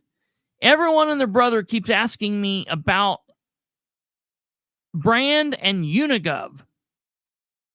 Unigov takes an act of the Indiana General Assembly to do, and Muncie by itself or added in with Delaware County, the two do not have enough citizens to do Unigov. You could add Muncie, Delaware County, and Anderson and Madison County in and still just not have enough. We do not have enough people to do Unigov. Unigov is not coming. Stop selling that nonsensical dream or nightmare or whatever you want to call it. It is not coming to Delaware County, to the city of Muncie. Whether King is elected or Brand is elected or Troy is elected or Ryan is elected, there's not going to be any Unigov, folks. It is not going to happen. Well, wasn't Fort Wayne really close to being able to do Unigov for a while? And then they changed it because they didn't want, because Indy wanted to be the only one. Right. So now it's like double what Fort Wayne has. Yeah. You have to qualify to be a first-class city before you can even look at Unigov, and then the legislature still has to vote for it to happen. Yeah. Yeah. But you're looking at, maybe in 1,000 years, Muncie will be big enough for that. Unless, Indy keeps bumping the number up. Yeah, right. Maybe in 1,000 years, Indy will envelop Muncie. There you go. And Unaware coming 2028. Yeah. We'll be like Speedway or Lawrence. All right. Bottom line, that's not happening. Quit with all the nonsense. Just use your brain, use your noggin. All right. That's very important. All right. Before we go, I do want to tell you, I will keep my promise to you. We do have a little bit of information about how the Delaware County Council meeting shook out today. Very, very, very, very interesting meeting. I forgot all about the council meeting being a go today. And then I got someone sending me a message saying, hey, are you going to be doing the meeting? Are you going to be live streaming? And I was like, oh, crap. And so I got ready, put everything together, and we did live stream it. So you can find this meeting live streaming on our channel. You can find the whole meeting there. Those amendments. Kind of an interesting meeting. A lot going on. Also not a lot going on at the same time. It cuts both ways. It's only an hour and 30 minutes. But the part that I want to let you guys hear is the part where we have a department head who is basically an employee of the commissioners who comes into the council chambers during a meeting and feels as if she can just walk all over the council. All right. I'm going to let you guys see this. I'm going to ask you how it was handled and ask what your thoughts were. All right. So first and foremost, the council goes through its regular rigmarole. Matt Kantz was gone today. He's on holiday, so he's off. All right. They just go through. They go through the regular things. Scott Alexander moving on, we have was up for a resolution for Jane Lassiter. It was a nice moment, interesting moment. Here's Jane's daughter. She got through. It was real sweet.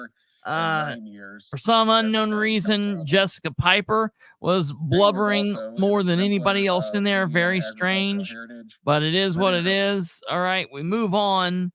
And I want to bring up Emily Anderson on this and up at the podium. With the finance committee. Okay, go ahead, Ryan.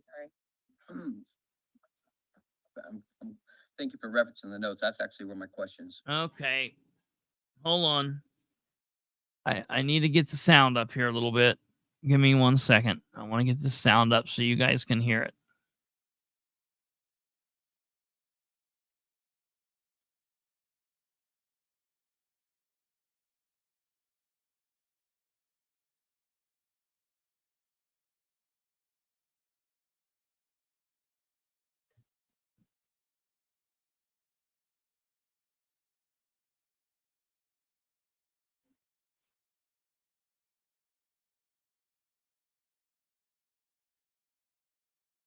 $120, assistant court reporter and bailiff, negative 1,000, 117 and 55. B, 131. Do we have any questions on this one? I'm assuming we do. Oh, I definitely do. Oh, imagine that. Ryan, before you get started real quick, I do want to share that Finance Committee, Matt sent out his notes last week on this and that everything was favorable with the Finance Committee. Okay, go ahead, Ryan, sorry. Thank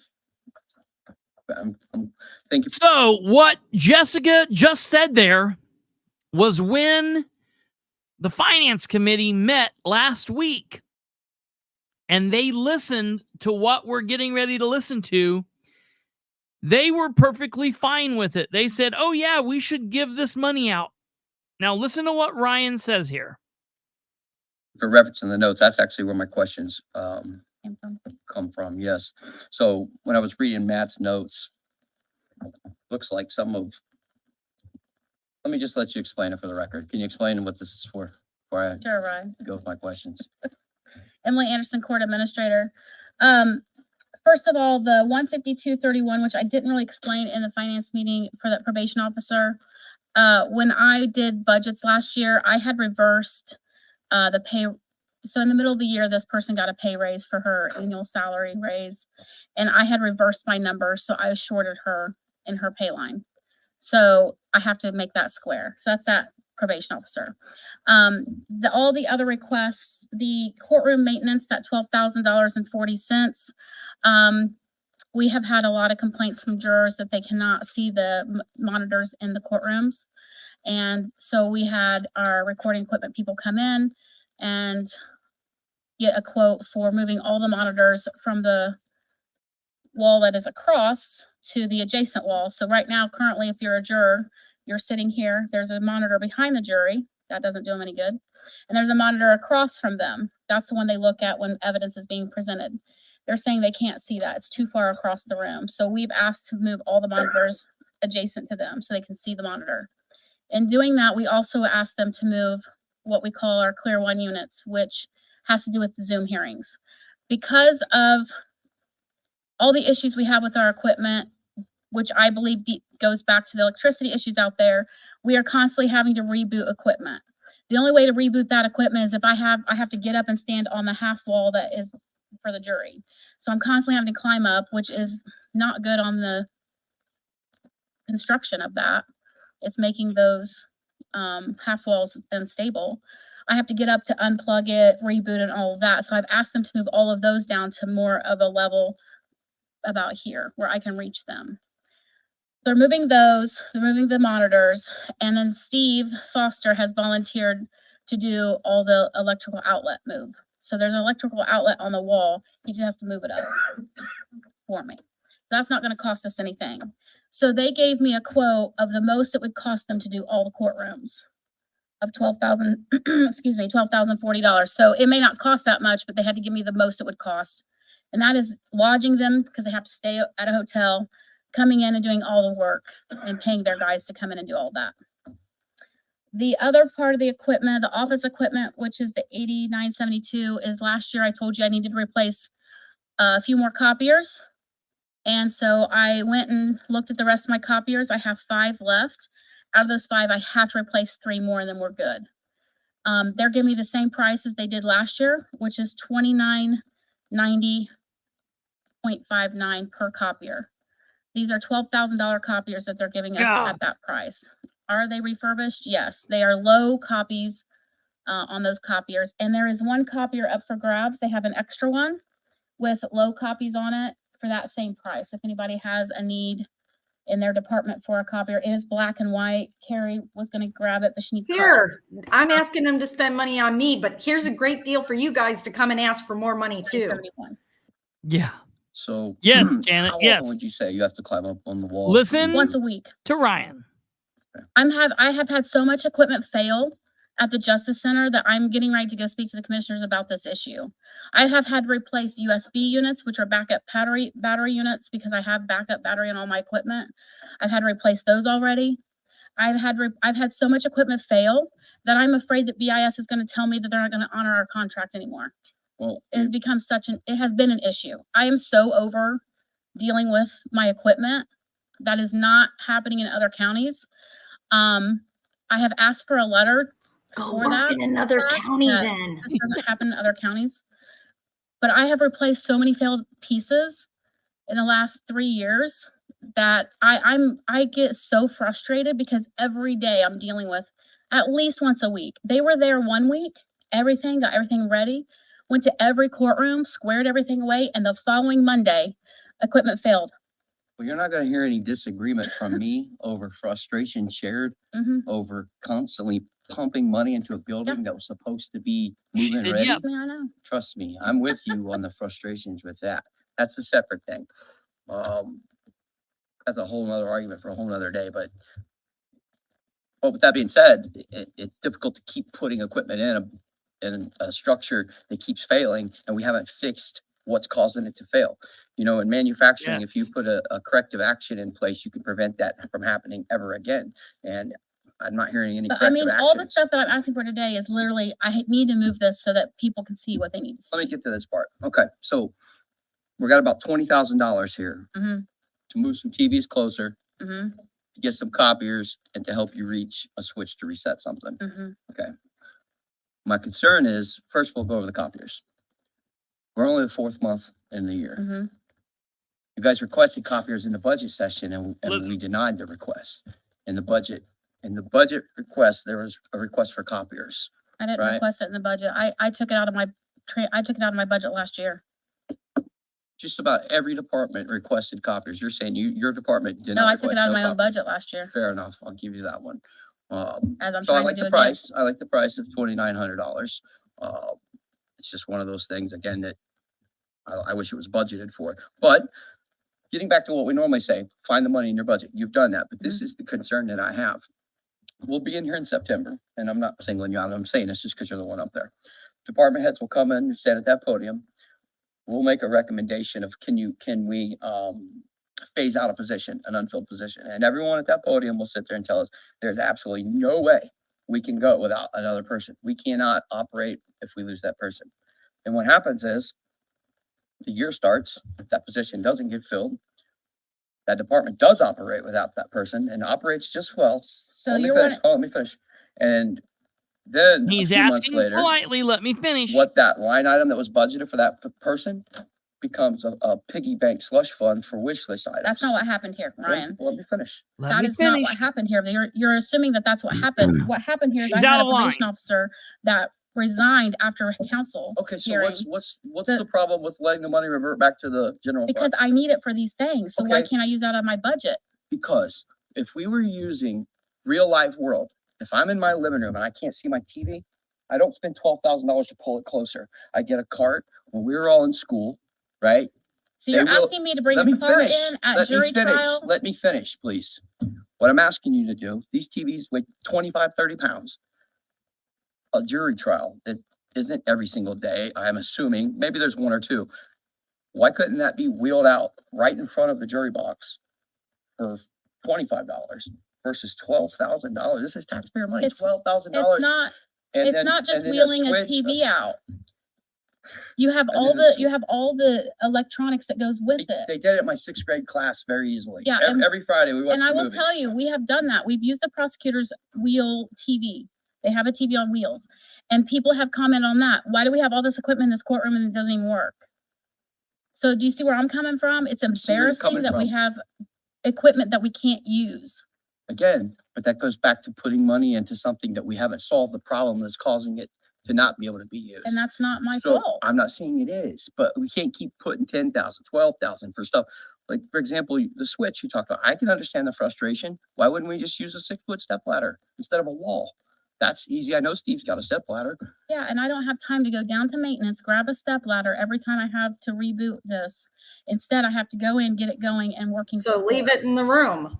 I'm just saying, we have to put our real world. Listen, I am a short woman. I have stools all over my house that live in places so I can reach I don't have control over the building. I cannot control. I'm not even 5 feet tall. I need my stools, and they're everywhere. Certain people about Are they $12,000 stools? Right, and I keep getting told everything. I'm not taking the one I have is actually as old as I am. My parents bought it when I was born. Preparing for potty training and learning to brush my teeth at the sink and stuff. Right. So it was probably $2. And I have a couple other ones that were like 10. Yeah. Go buy a $30 nice step stool and stick it by the wall. Listen, two things I want to say about this. Number one, this. There's a good idea. Yeah. A projector. I get what she's saying, being tired of the shit not working, and they've been in that justice center now just for over like 4 years now, and it's all this shit's already fallen to pieces, and they've got all these problems. That sounds very reminiscent to me of an old time, a long time ago, when Delaware County spent a whole bunch of money and it was all over budget, and there was a big fiasco over the Delaware County jail that was uptown, that looked like a weird kind of like diamond shape right downtown Muncie, in between City Hall and the Justice Center, and it rained and it was overcrowded and it flooded and the toilets backed up, and it was just hectic and chaos from the very get-go, and it caused all sorts of craziness and lawsuits, and it was always bad for Delaware County from day one. And then in come these commissioners who want to get their names on a building, specifically James King. And they did it, and now we're back to the same spot we were when we went into the jail that had all these problems and all this chaos and craziness that was going on. We now have that going all over again. Roger Overby for the win. Bot. Yeah, bot. Let me tell you who did it, ladies and gentlemen. Let me tell you, wasn't just bot. Let me spell it out. All right. Listen. It was Greg Martz that was involved with it. Who's Greg Martz? Greg Martz is the gentleman who wants to come and build the fire station for the city of Muncie for $9 million, which is insane. And he made sure that Delaware County had a shitty justice center that they've got to continue pumping money into. And he wants to make sure that he can help us just like he helped Delaware County.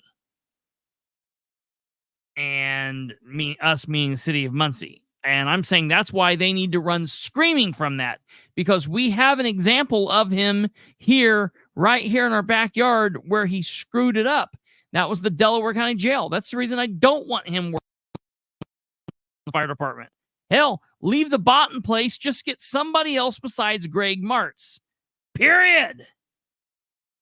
But I want to say how Ryan was treated today, how Ryan was treated in here was not good.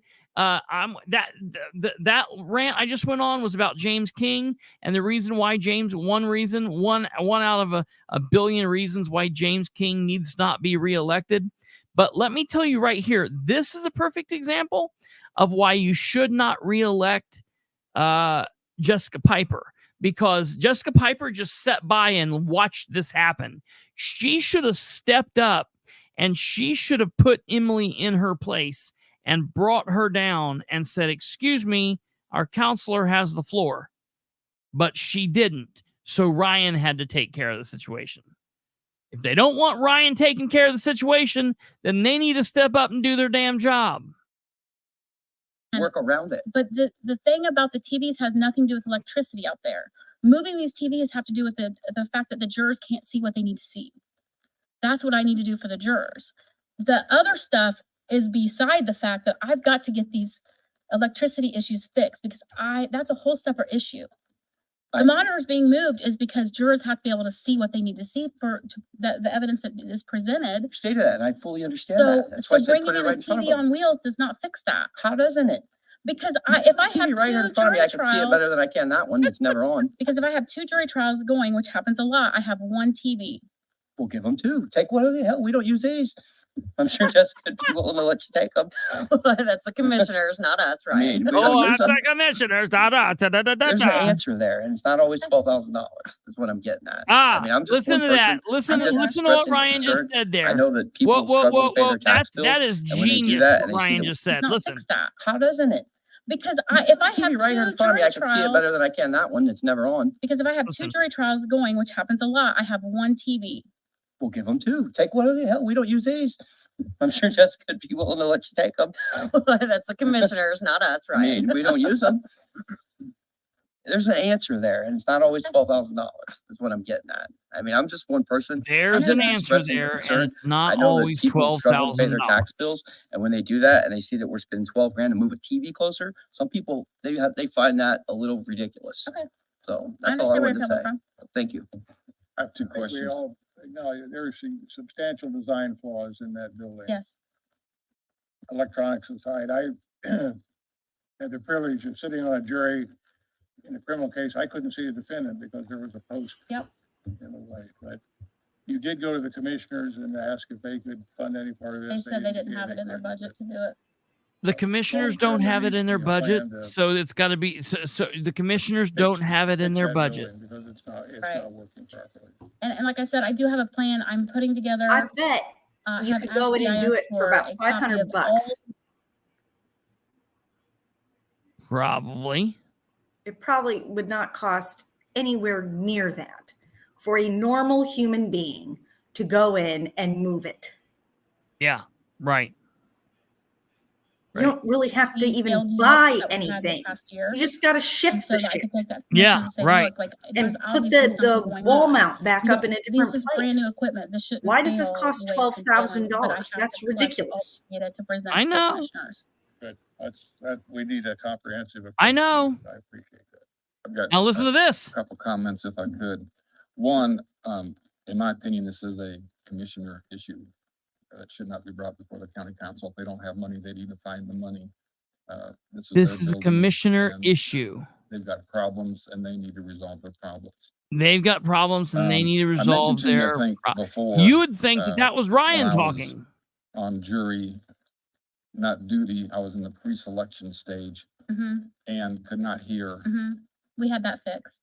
It was the dampers in the courtroom where the air comes in from the HVAC unit. They had the but they just had to change. They just had to close the dampers, but we took care of that. You're welcome. All right, do we have any additional questions? How much did that cost? Hearing none, roll call, please. Mr. Flanagan. Yes. Mr. Hughes. Yes. Mr. Cantz. He's gone. Mokel. Yes. Mr. Webb. No. Mr. Wyatt. Yes. Mr. Piper. Yes. Thank you. 5-1, it passed.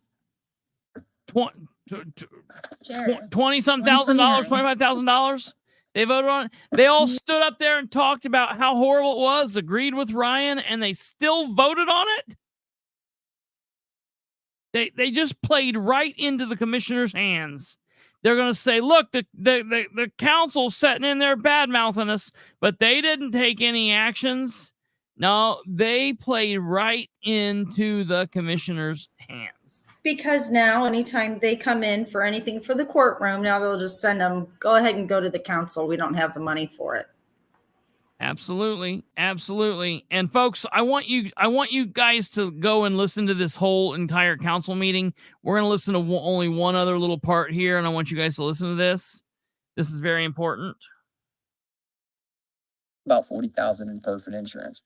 So if we lump sum payout them that day and they're no longer employed, we will save that. Introduced by Eugene, second by Dan. Thank you, Ben. Okay, listen to this. Okay, now you can share. Okay. I sent you a letter that Roll call. Oh my Oh, goodness. sorry. Approve the motion. Roll call, please. Flanagan. Yes. Hughes. Jessica Logo. forgets Yes. Webb. to Yes. call motions or Yes. to forgets Yes. what she does. Piper. Listen, I'm gonna tell you, Yes. I think Jessica is flustered. I think she realizes that this election period is coming close to the end, and she's not where she wants to be because she is all kinds of a mess today. I'm clearly just very excited about these ordinances today. Now you may speak. Are we Brad. good? Okay. Thank you. Excuse my voice. It's kind of raspy a little bit. So what we have before you. Jesus. I'll let you talk. Sorry. And Kathy, you're up. So we've provided an ordinance to start collecting on mobile home permits. Many of the other counties do, we're the very few that don't. These become very repetitive. We have a huge base of mobile home community here. In particular, they will provide one day and the people back out of the sale. The very next day, they're back again, changing it. So it's taking our time, our paper, or it's becoming a cost. So Brad has written an ordinance and provided it. Ben had approved it, correct? Yeah. Well, then, yeah. Looked at it, and so we're bringing it to you for introduction. And what specifically is the process? So if I've sold a mobile home, my buyer comes in with a bill of sale or So an individual comes in, they have to have the title. title. We check the taxes. Taxes have to be paid for the year in order for them to do a title transfer. We fill out all the paperwork. We scan it all in to go to the assessor's office. The assessor's office then updates the information, goes to the auditor's office so that all of our taxing information stays correct. Then they take their title and their transfer, and they go to the BMV and they do a title transfer there. So from the county point of view, you have at least 3 employees that are touching that paperwork. Auditor, Yep. assessor, and treasurer. Is this fee controlled by the state? Because it seems like there's a lot there for $15. How do you mean I controlled by the state? Did you just pick this number out? No, of there? that's, most counties only charge between 10 and 15. I don't know that it's capped or not. But that's just what everybody is basically. 15 is kind of what a lot of the other treasurers, have figured out what their cost is and how long it takes, those kind of things. That's the reason I was asking, because it Yeah. seems like you guys are doing a lot of work for $15. Yeah, and especially when, That's my point. they're back and forth. So I think that will cure some of this. It will reduce that back and forth all the time, doing it one day, coming back in the next day. And then, I mean, we might have one that comes to us 5 or 6 times a year, maybe even more than that. Listen, And so I think that'll cut down on that. Last year we did 412, and he's wanting to put a fee in place to stop people from coming in to get a service from Delaware County government because it's a headache for him and his office staff. a service which we should already get, but they don't like it because it causes them issues. Oh, and he makes it sound like it's going to be this big windfall of money. 412 at $15 a piece. It's $6,000. Cut your budget somewhere, man. Yeah. $6,000 is nothing. Yeah. When you're talking absolutely. about government. Yeah. Find it somewhere and cut it. Deal with it. Yeah, absolutely. That is exactly right. So I just wanted you guys to hear this and hear this insanity and what they're talking about. So it's the people that come in when they buy a new mobile home. If they buy the mobile home and they're getting all that put over and they're getting that in their name and they're putting that there. It's the problem is there was someone that came in and bought a mobile home park, and they came in and they had all of this transfer go over and they put it all in their name, and then they came back because they wanted their name to be a little different, and they got mad and they thought, well, if we do it this way, it'll cut down on this. The point of government cannot be to tell the people, all right, we're not going to give you services for what you pay us to do. And if you want us to do the service as well, to hell with you. Now we're going to charge more. We're going to charge more.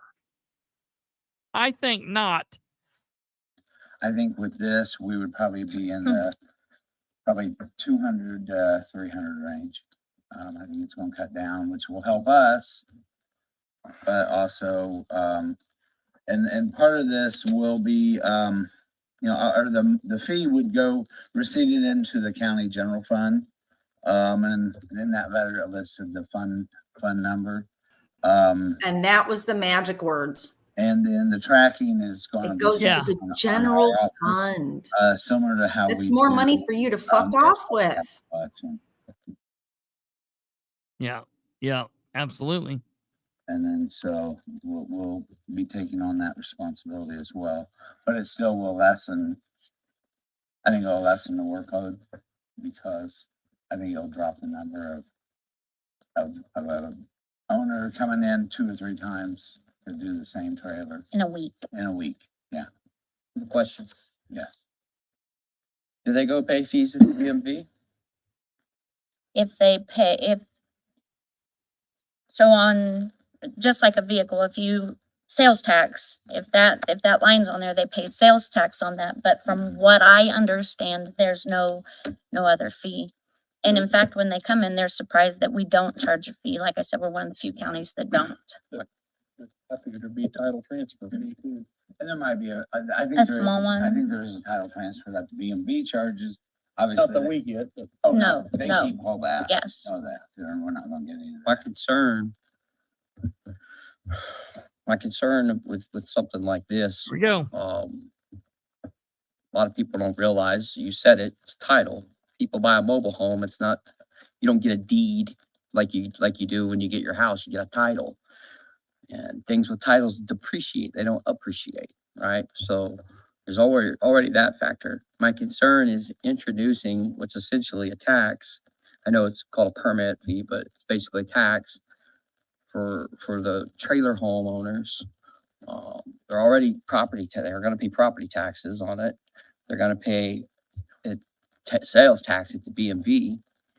Most people, I'm not saying all, but most people who are choosing to purchase a mobile home are already at the lower end of medium household income, if you would, on the lower scale of how much they're earning. I'm reluctant to add another tax on top of the people who are struggling the most. One thing you have to keep in mind is mobile home parks are owned by corporations now. How many did we have just last week? 29 came in from one mobile home park. These are corporate people that make millions of dollars. It's not, very few of them are the individual person. Correct. It's going to be your the big corporate. It's the corporation. big corporation. So who are you charging? The person who buys the trailer or the Whoever mobile home whoever park? does the transfer fee But your majority is But your the majority- corporation. Yeah, the majority is, the mobile home park that comes in, they give us 29 to do, and they expect them done the next day. The whole mobile home park is sold and they bring them all in and say, there you go. And good luck. that's, if you look at most mobile home parks in Delaware County, they're owned by corporations. Very few of them are the individuals, you know. I'll have to take- Does the auditor also require, or recorder, excuse me? There you go. Require, don't they have a recording fee also? For houses, Yes, for houses, they do. and this, Yeah. and they don't, but they don't And, for, yeah, it's quite a bit more than this. More than triple, actually. With respect to Ryan's comment and Dan's comment as well, I understand that a lot of the other counties might possibly be charging this $10 or $15 fee. I'm curious, not that you would know, and I don't know that it makes any difference on my next comment, how old and how long they've been charging $10 or $15. This is, calendar year 2024. I do not think $10 to $15 is anywhere near I know. enough money to charge. If there's room to charge more, and I'm thinking closer to $25. It's handled multiple times. It's a service that's provided free gratis currently. Yeah.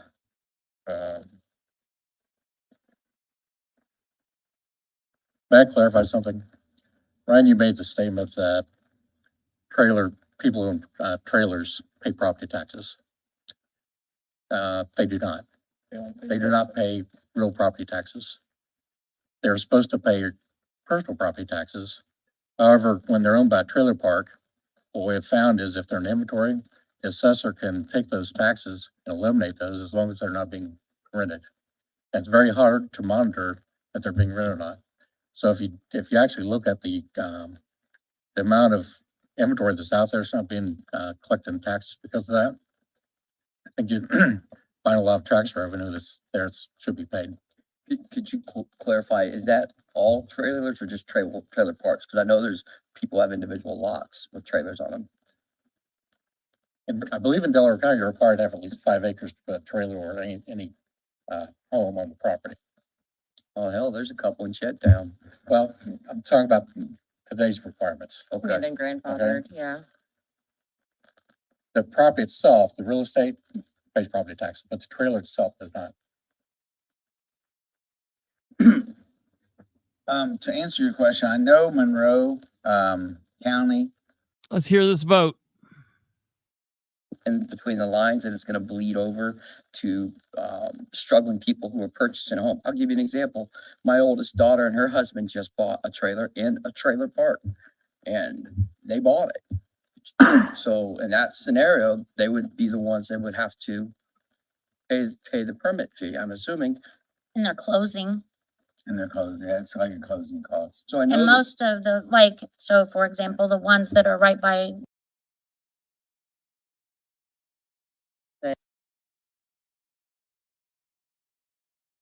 For Ben, I think, have you looked at this and is the right, with that, or not ordinance, statute, which is listed in the third paragraph. Brad and I looked at multiple other counties, and it does appear that traditionally these have all been imposed by county councils. Then the other question would be, if this is adopted, because it imposes a fee, does it have to be published before it can go into effect? Yes, I believe it probably would. Thank you. All right, do we have any other questions or comments, concerns for the treasurer? Thank you. All right, thank Thank you guys. you. Okay, so they don't end up voting for that. So that's going to be coming All before us, and I just wanted the people of Delaware County to know they're just look. They're I don't live in a trailer. I'm surprised we don't get that from Mike Jones, but there are a lot of people out there that that's where they're starting out. They're doing their thing, and they're out there. They're busting their ass, and they're trying to make a life for themselves. And we've got Delaware County wanting to make things just a little bit harder, because they don't want to do a little bit extra work or do what they should be doing, or because they got inundated on a certain day. So just take that and keep that in mind. And remember that these are the people that you're voting for, folks. Remember that. Brad Polk, the man that was just up at the podium, he is up. He's on the ballot this year, and no one's running against him. So you could like what he's doing, you could not like what he's doing, and he's going to waltz right into another term. Hey, wow, fun, cool. All right. So just keep that in mind. All right. And the bottom line, Republicans don't raise taxes, but it seems like they are fighting each other. They're doing everything that they can do. Somebody wants to be the very first person to raise some taxes, to cost people some money, and to do some chaos. And it's amazing that when we're looking at a council that is 7 people that are all Republicans, I'm like, you gotta be shitting me. It's really, really crazy. So keep that in mind, folks. Go back and listen to that. You can find that on the Delaware County government YouTube page. You can also find it on our homepage. So please check that out if you have not heard that.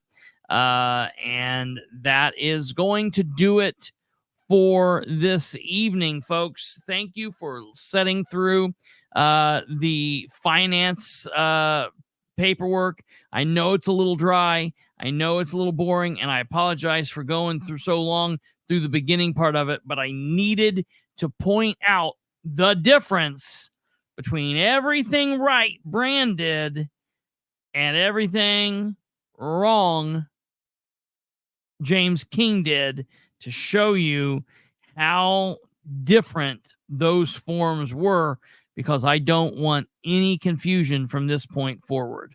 Okay. Where's my page located? You're on my page right now. If you're watching this, you're on my page. To get to my page, I'm going to show you. I'm glad you asked this. This is a good question. All right. I'll just show everybody here. To get to my page, you either go to YouTube, or you either go on your computer or on your cell phone, and you go to your Google and you type in YouTube. Okay, YouTube. Go to YouTube. I think she just had a blonde moment because she said, "Oh, okay." Yeah, I was like, what do you mean? Where's my page? You go here, you click on YouTube. Click on YouTube. This is good for people to see this.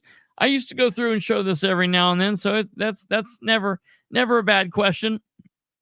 You're on YouTube. You go right up here. You type in the political, and it generally will pull right up. Specifically, if you watch a lot, go to the political spotlight. Type it in. It's right here. Click on it. Right there you go. You click on it. Takes it right to you. And here we are. You can scroll down this way. This is home. You can go to videos. You can go to shorts. You can go to live. You can go to the playlist. That's probably the easiest way. Click on the playlist, and you can find the junk drawer. You can find the Henry County, Indiana Sheriff John M. Sproles. You can go to East Central Indiana Politics. You can go to the live on location, the political spotlight. You can watch the shorts, the political spotlight shorts, or you can watch the political spotlight live commentary, or you can watch the Indiana State Legislative Happenings with Brandon Rudd. All right. The thing that you'll probably watch more often than not is either the political spotlight live commentary. That's what these episodes are. They're all going to be here. So if you click on full playlist, you will click here and you will find the show here. Okay. All right. That's where that is. Okay. If you go back, East Central Indiana Politics is where all of the static videos are that focus on East Central Indiana politics. Anything that specifically focuses on Henry County and Sheriff Sproles is under there. And then anything that is live on location, any of our meetings or whatnot, they're all going to be here. Anything that I'm actually out on or Brandon's out on or any of us is out on, you'll find it all right here. So check that out. And I appreciate your support. While you're here on the page, while you are here, it doesn't hurt to go ahead and make sure that you have subscribed, that you've clicked the bell. And if you want to become a member, you can click right here on membership. Very easy. Here's how you go down through and get it. I think that's the way that you can find out how to do something. I don't really know what to do because I'm never on here. But check that out. And that's what you do there, folks. Thank you all very, very much. I appreciate you guys. Thank you all very, very much for watching. Please share the show with everyone you know. Help spread the word. And we will see you back here tomorrow at 9 p.m. I believe that Catherine's going to be on. We are currently in the works of trying to get Brand on. I think Brand will probably be on next week. And then I'm also going to work on getting on Troy and getting Ryan on and getting Amber. I'll get our candidates on that I support. When I say my candidates, the people I support, the people I want you guys to support. So be looking out for that. And we will see you all in the next episode 187. You guys take care. Good night. God bless. Goodbye.